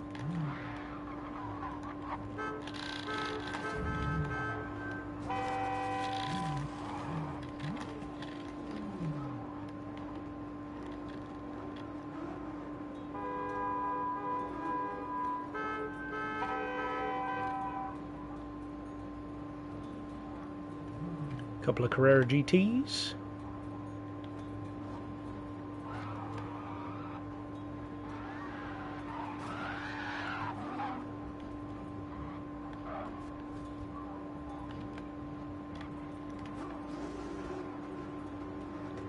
Beep, beep, beep, beep.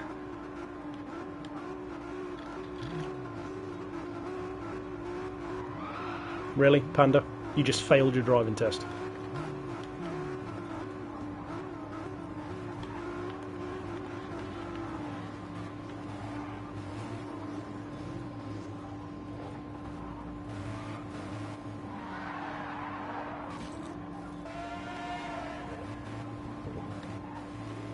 Wow, none of these people can drive. What do you mean, you people?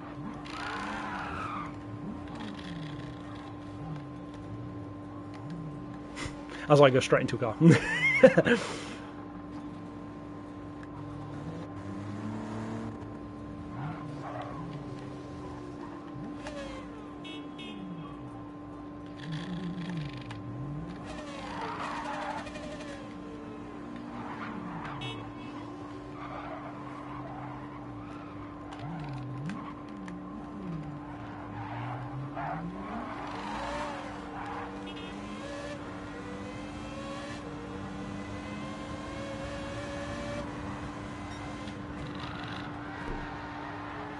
See, no use having the money if you can't drive it.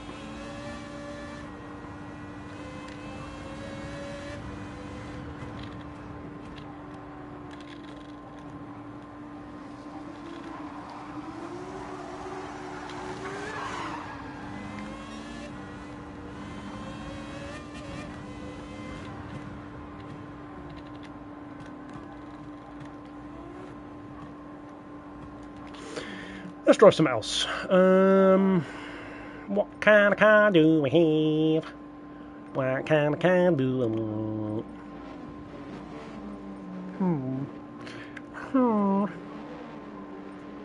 I feel like some kind of special project is in order.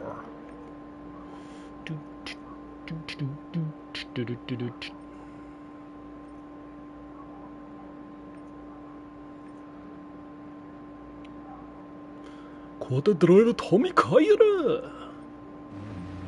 Barriere.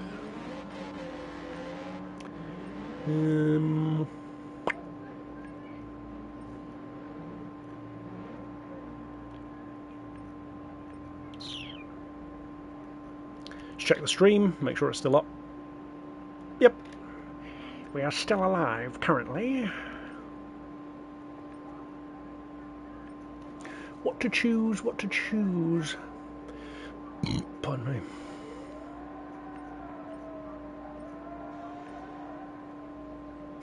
Tommy Car M14, yeah.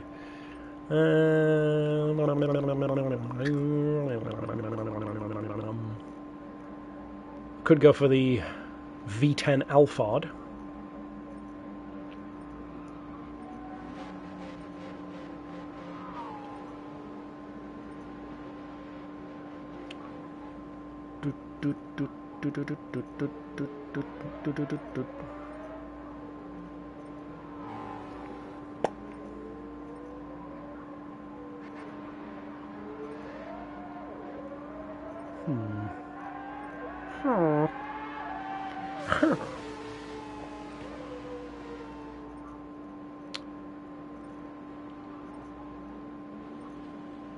Decisions.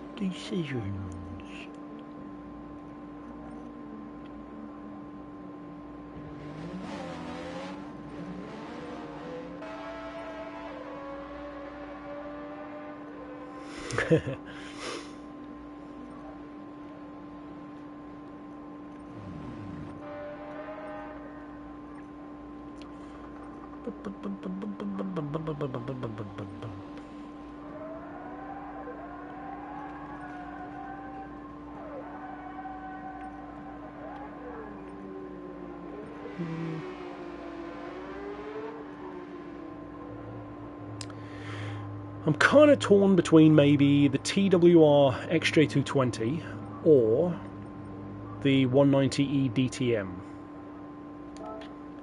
Let's take the Merc out first.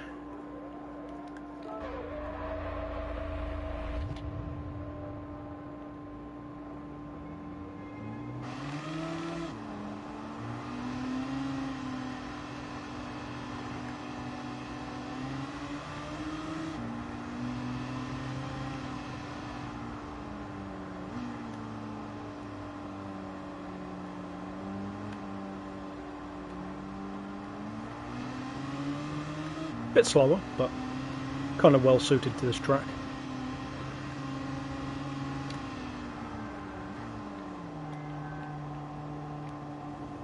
Wow, turning's really good.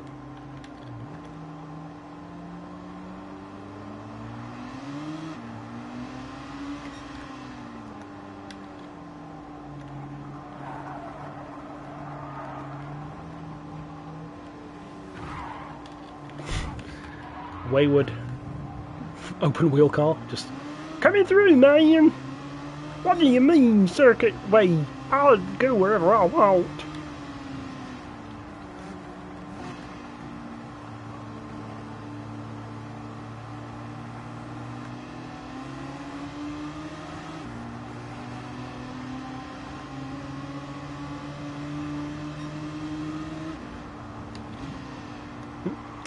Yeah, braked a bit too late on that one.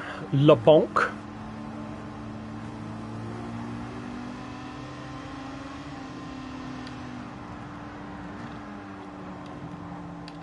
Haha, little Julien.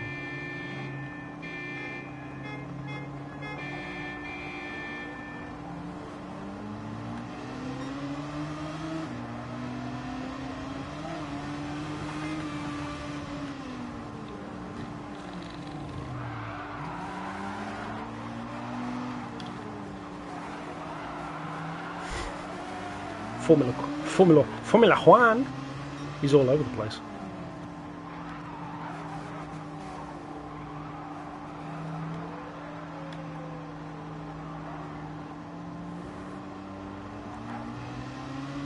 Bonk.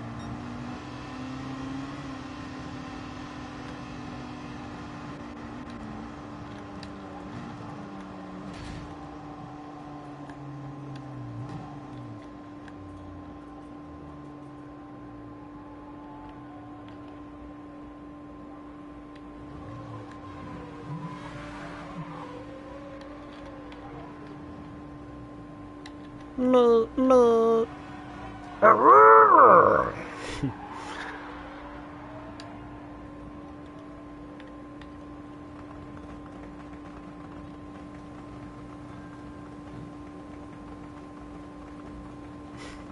Yo.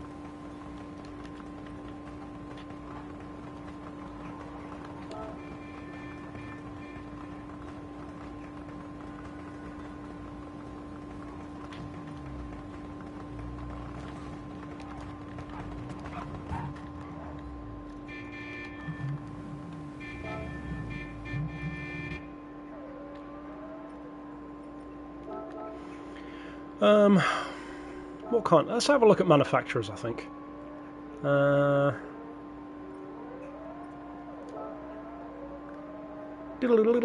Nope.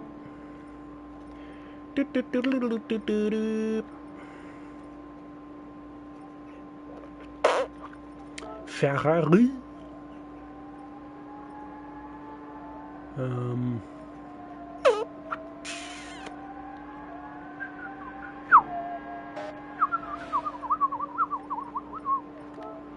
Ford.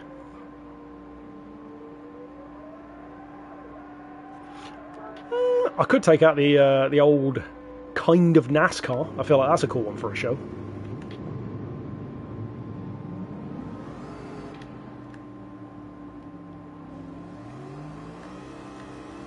Another car with no lights.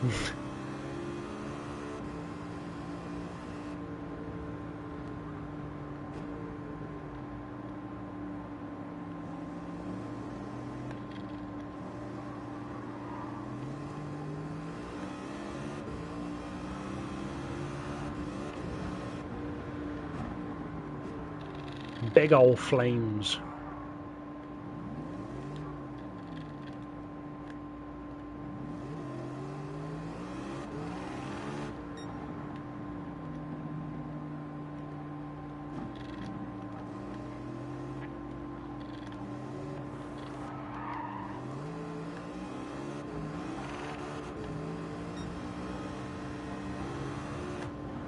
I love the fake dents on the back of this car. That's such a well toned livery.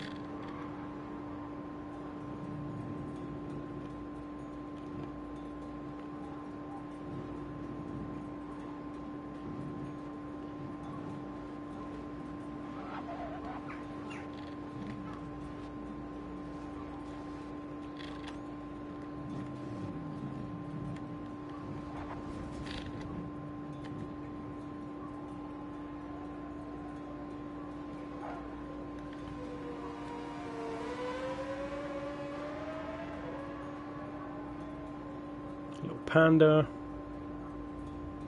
Veneno, Black Series, and a 996.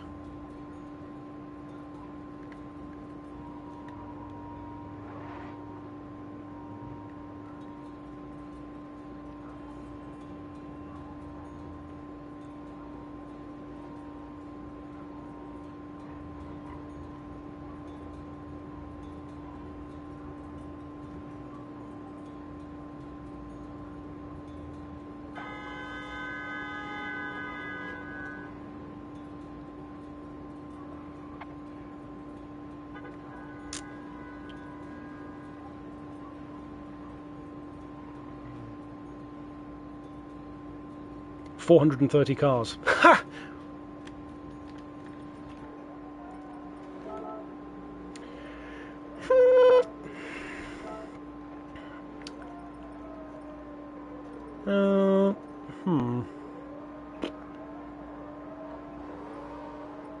Let's have a look at Maserati. What shall we drive? Maybe the MC20 in racing form. Neum.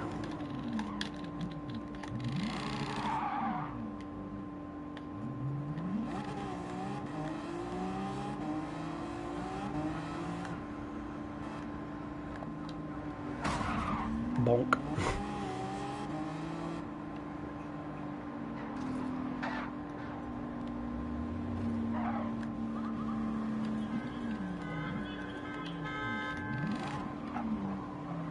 Nice treacherous. Not today! Wow, this guy really cannot drive in that Formula car. He's probably 7 or something. I got cars!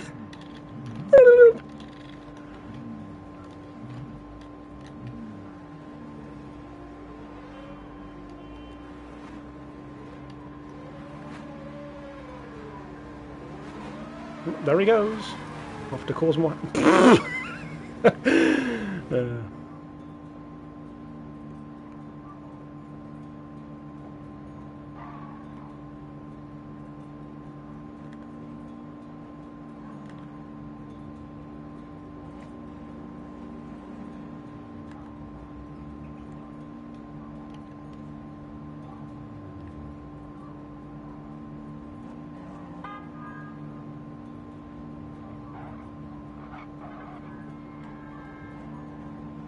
It's a nice Chiron.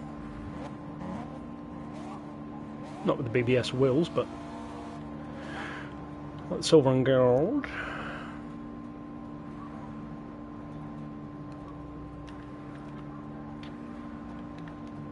Yes!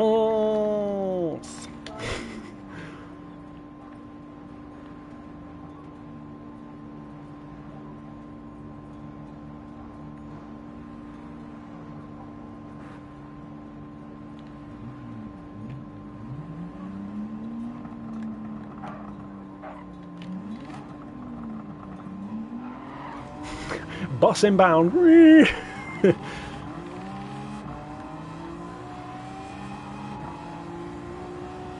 Love the flames. It seems like they've improved the flames on these cars. The anti-lag, I think.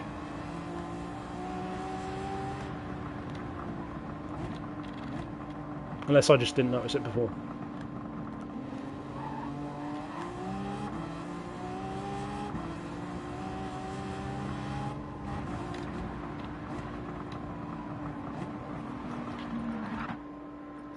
Speaking of expensive little cars, let's go for the little Alfa Romeo. Oh, Alfa Romeo.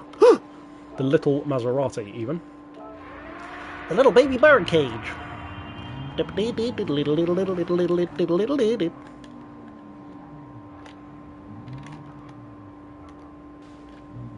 Come on. Just scrape some of the paint off.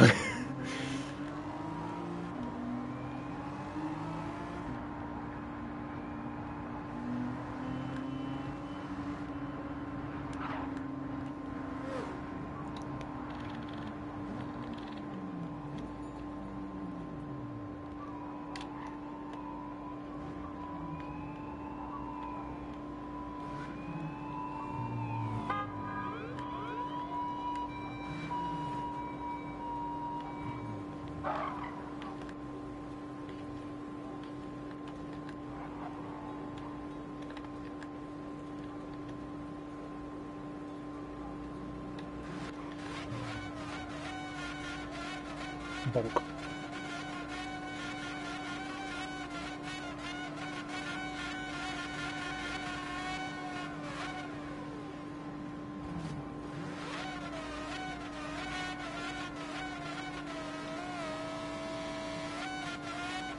Beedor, beedor. Oh, the launcher's broken down. Oh, and we have a boat inbound. Have fun, dude. Speaking of shows, I've actually got a local village show tomorrow for motorbikes it will be the cheapest and easiest show I've ever been to, because I'm literally just pushing the bike across the road into the town hall, which is perfect for me.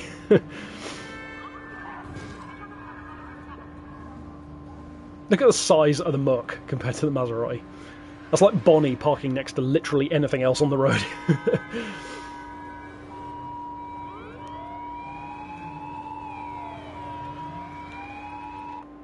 What did I do with my Mercedes SSK? I'm trying to remember. Let's have a look. Mercedes.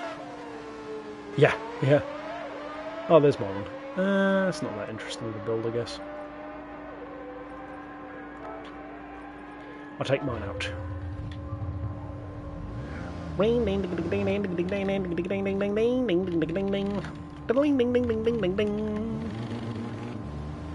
gonna run some moonshine down to the coast.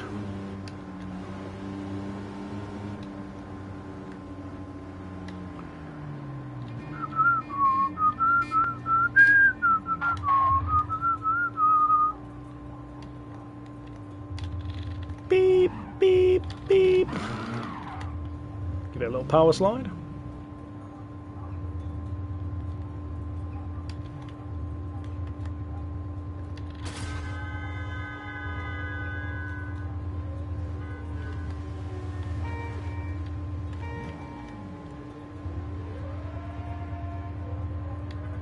Bonk.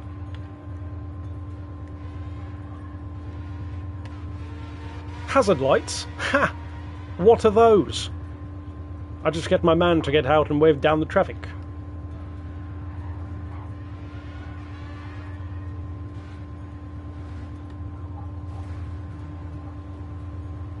Stunting on these hoes like it's 1926.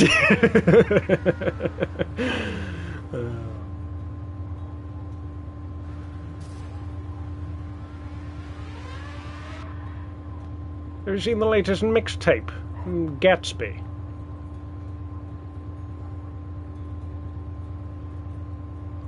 Giants representing Mercedes-Benz as well. Brum brum. No Grand Prix. Let's see what other high rollers I've got. That's a bit of fun.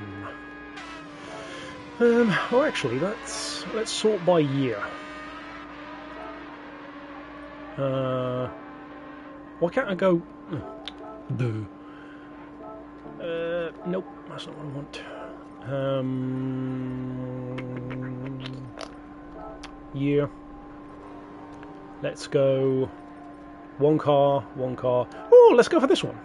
That's a suitable flex. Now look here, see? I ordered a half ton of olives. They haven't arrived. I'm gonna send the Godfather after you.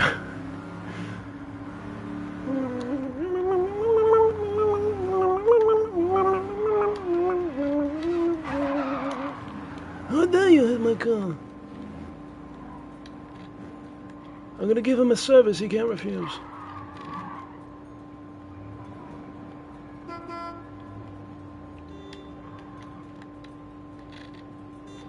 Typical Ford.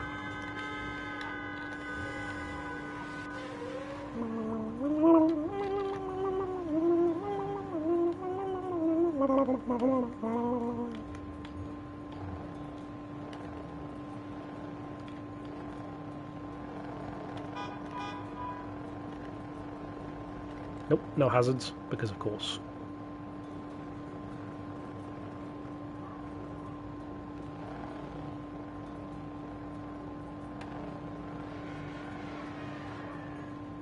Nice parking from the Viper.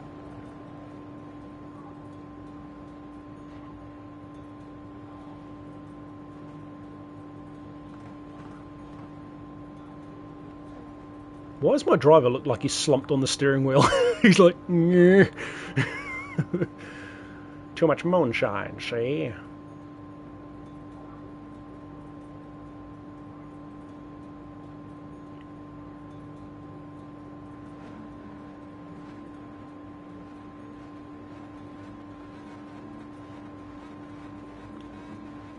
Here comes the Panda.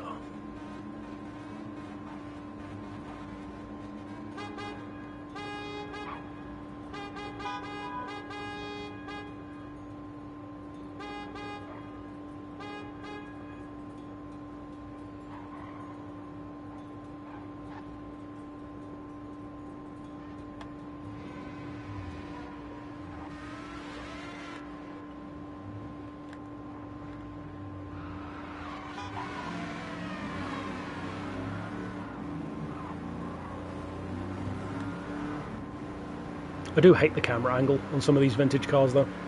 Can barely see anything past it.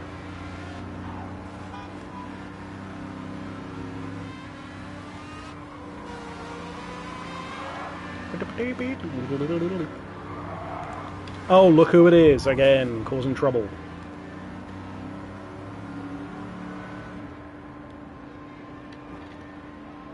The drag. A drag? You want a drag? Let's get a drag. It's time for the TWR, I reckon.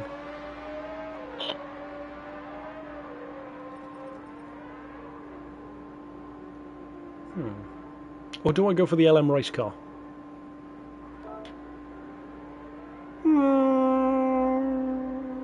Yeah, let's go for the throwback. Gran Turismo. The real stimming simulator.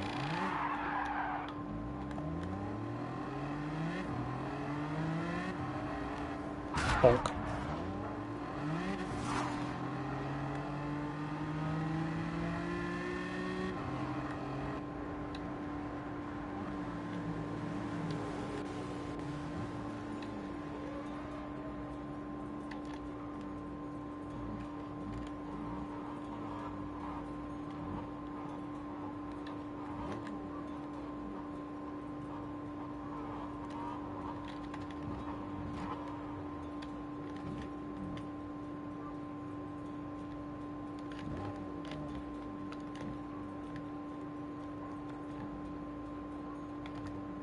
Hey, nice.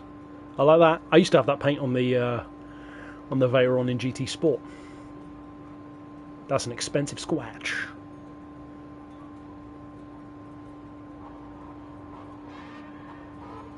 Yeah, I always like that special colour on the Veyron. Looks very cool. Bit of XJ13 action.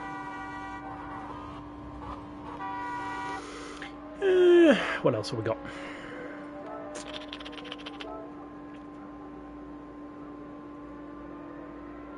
Three hours left. I'm probably not going to stream right up until then, but I might stream as it goes across the line as well. What have we got in Dodge?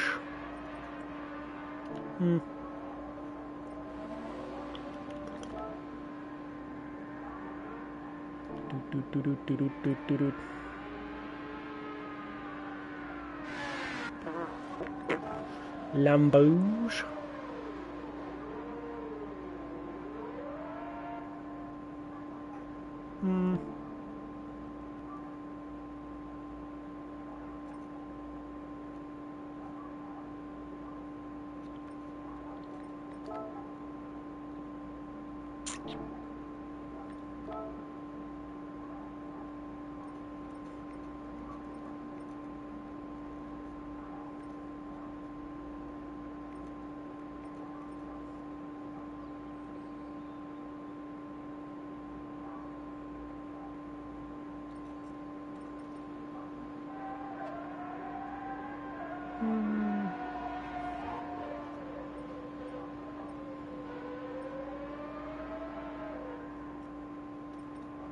Let's go for the old drag car.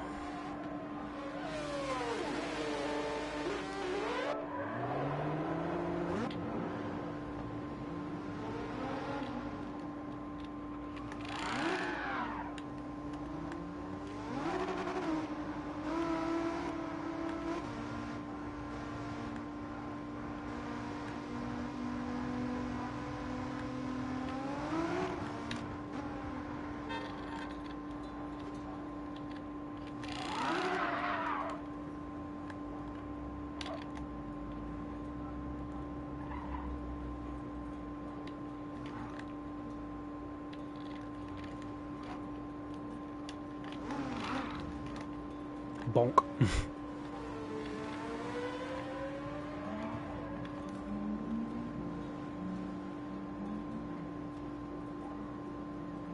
I've got a little toy of that GTS. In fact,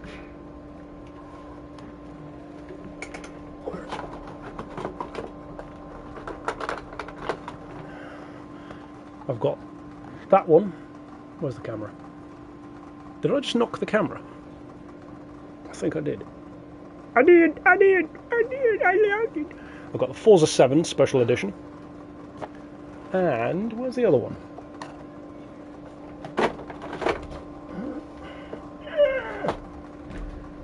Oh well, I don't know.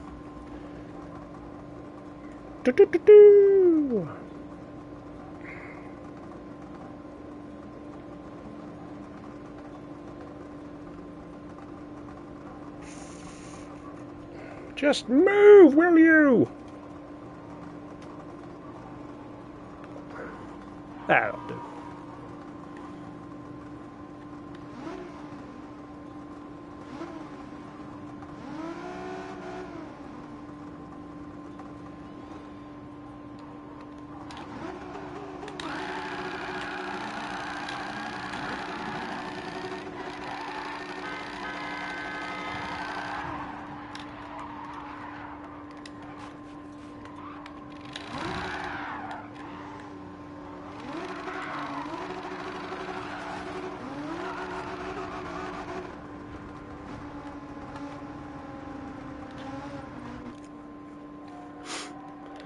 Let's check the stream. Yep, the stream is still going. Oh. Now we've got the comments coming up. Great, so it was lagging. What else have we got? Let's see. Let's have a look at AMG. What cars have we got in AMG? Anything interesting? Not for the moment. Pagani. Peugeot. Plymouth.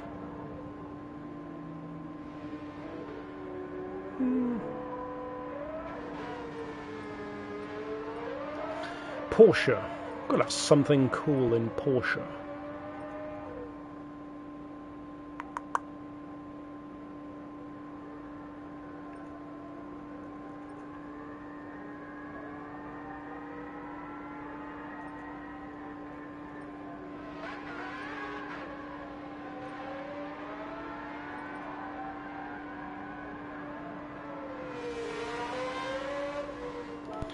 Let's take out the Dower.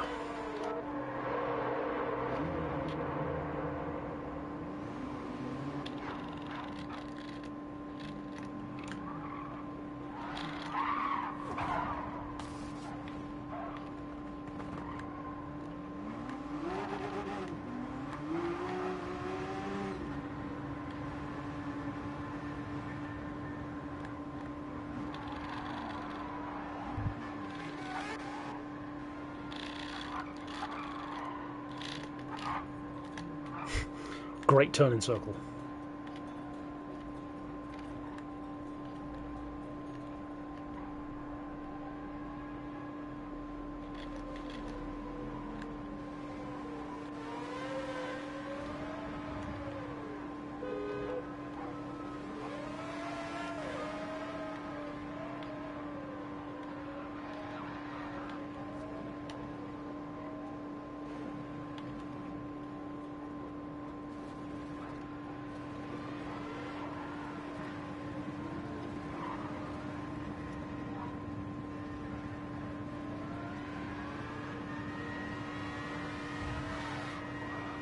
Wonder if the comments will catch up for the stream. Hopefully they do.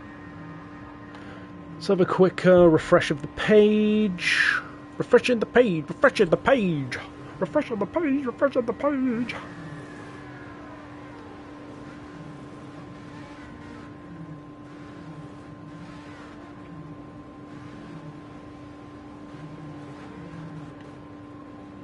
Oh, yep, couple more people. Nice, nice, nice.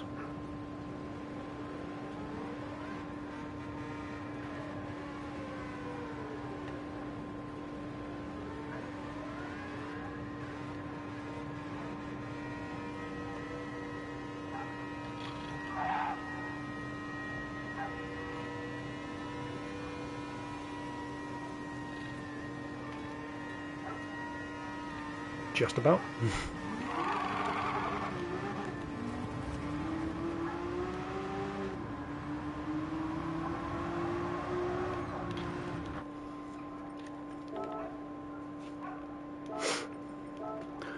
Let's go back to Porsche, see what else we've got. Could take out the 918 GTR. Shut up, dog. No, no, no. No, no.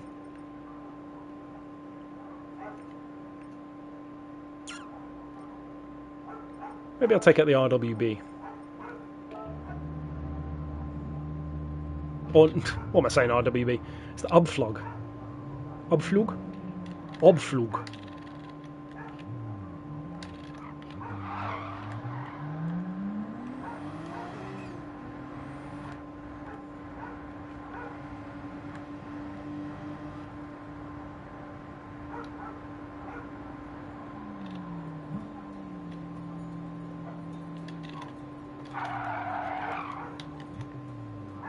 Hey, GT1 road car. Good man.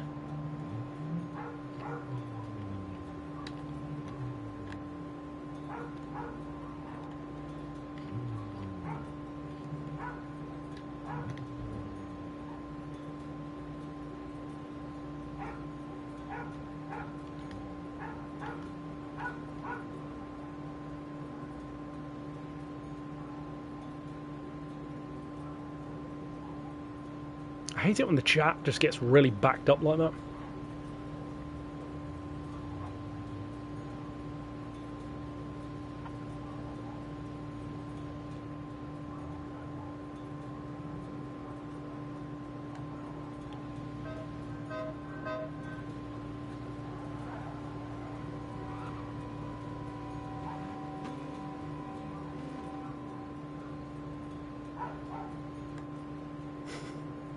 Porsche Bros.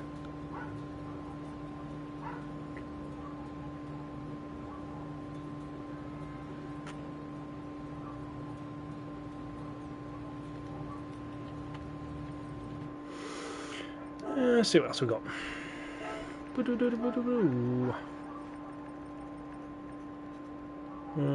got Pontiac.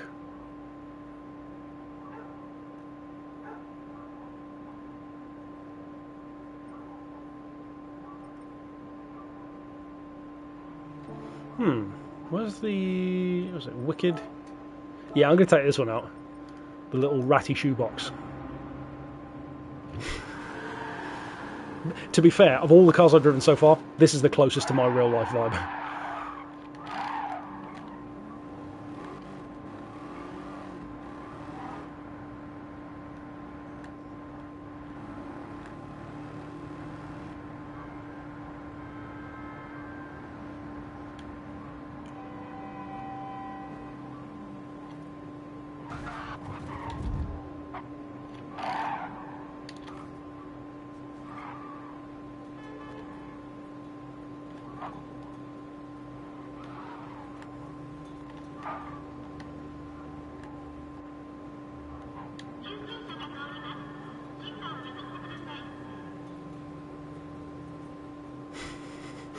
Ambulance causing complete carnage.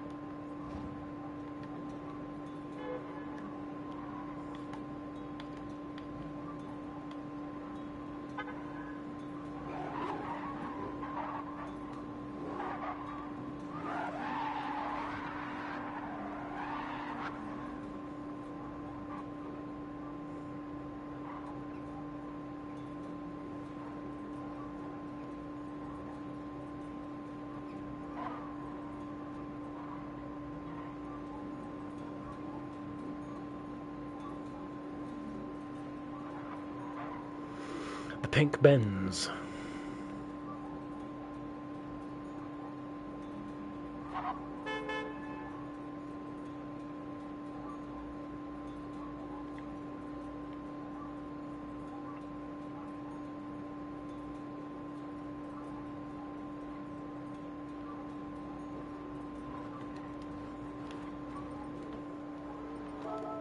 Nope, that's not what I wanted. What other rat rod car did I have? I got the Pontiac GTO rat. Did I have a... I want to say I had a Dodge. Did I have a Dodge rat? Ratty Dodge?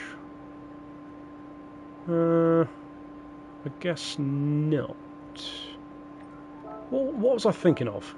Maybe it was a Chevy? Maybe it was a Ford. I don't know.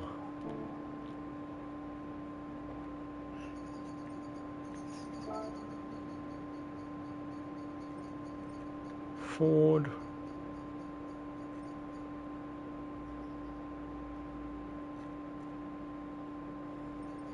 I got that one. Let's try that one. That's a ratty high roller.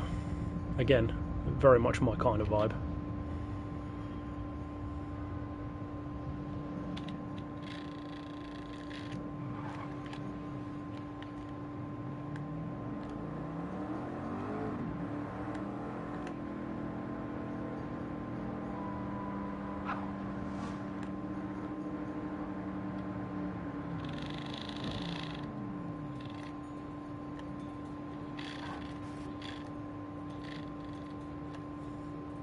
GT1 Diablo, nice, nice.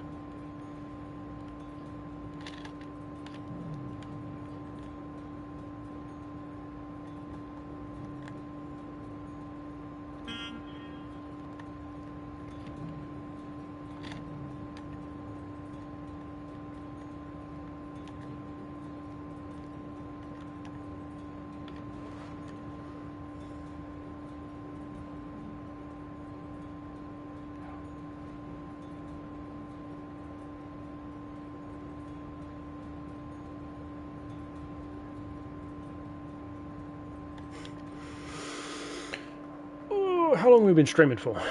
2:18? I think I might end the stream in a sec, and then maybe do another little one just for the countdown to the winner. 566, not bad, so we have had a few more people. So I think I might end the stream there for now, because the comments aren't loading properly anyway, so... The settings have been changed. As good as time as any. So I'll see you guys in a bit, I think. 5 o'clock now, so there's only a couple of hours left. I think I'll grab something to eat, and then might do some drifting or something in Forza for a bit. Change it up a bit from Gran Turismo. So yeah, see you in a bit.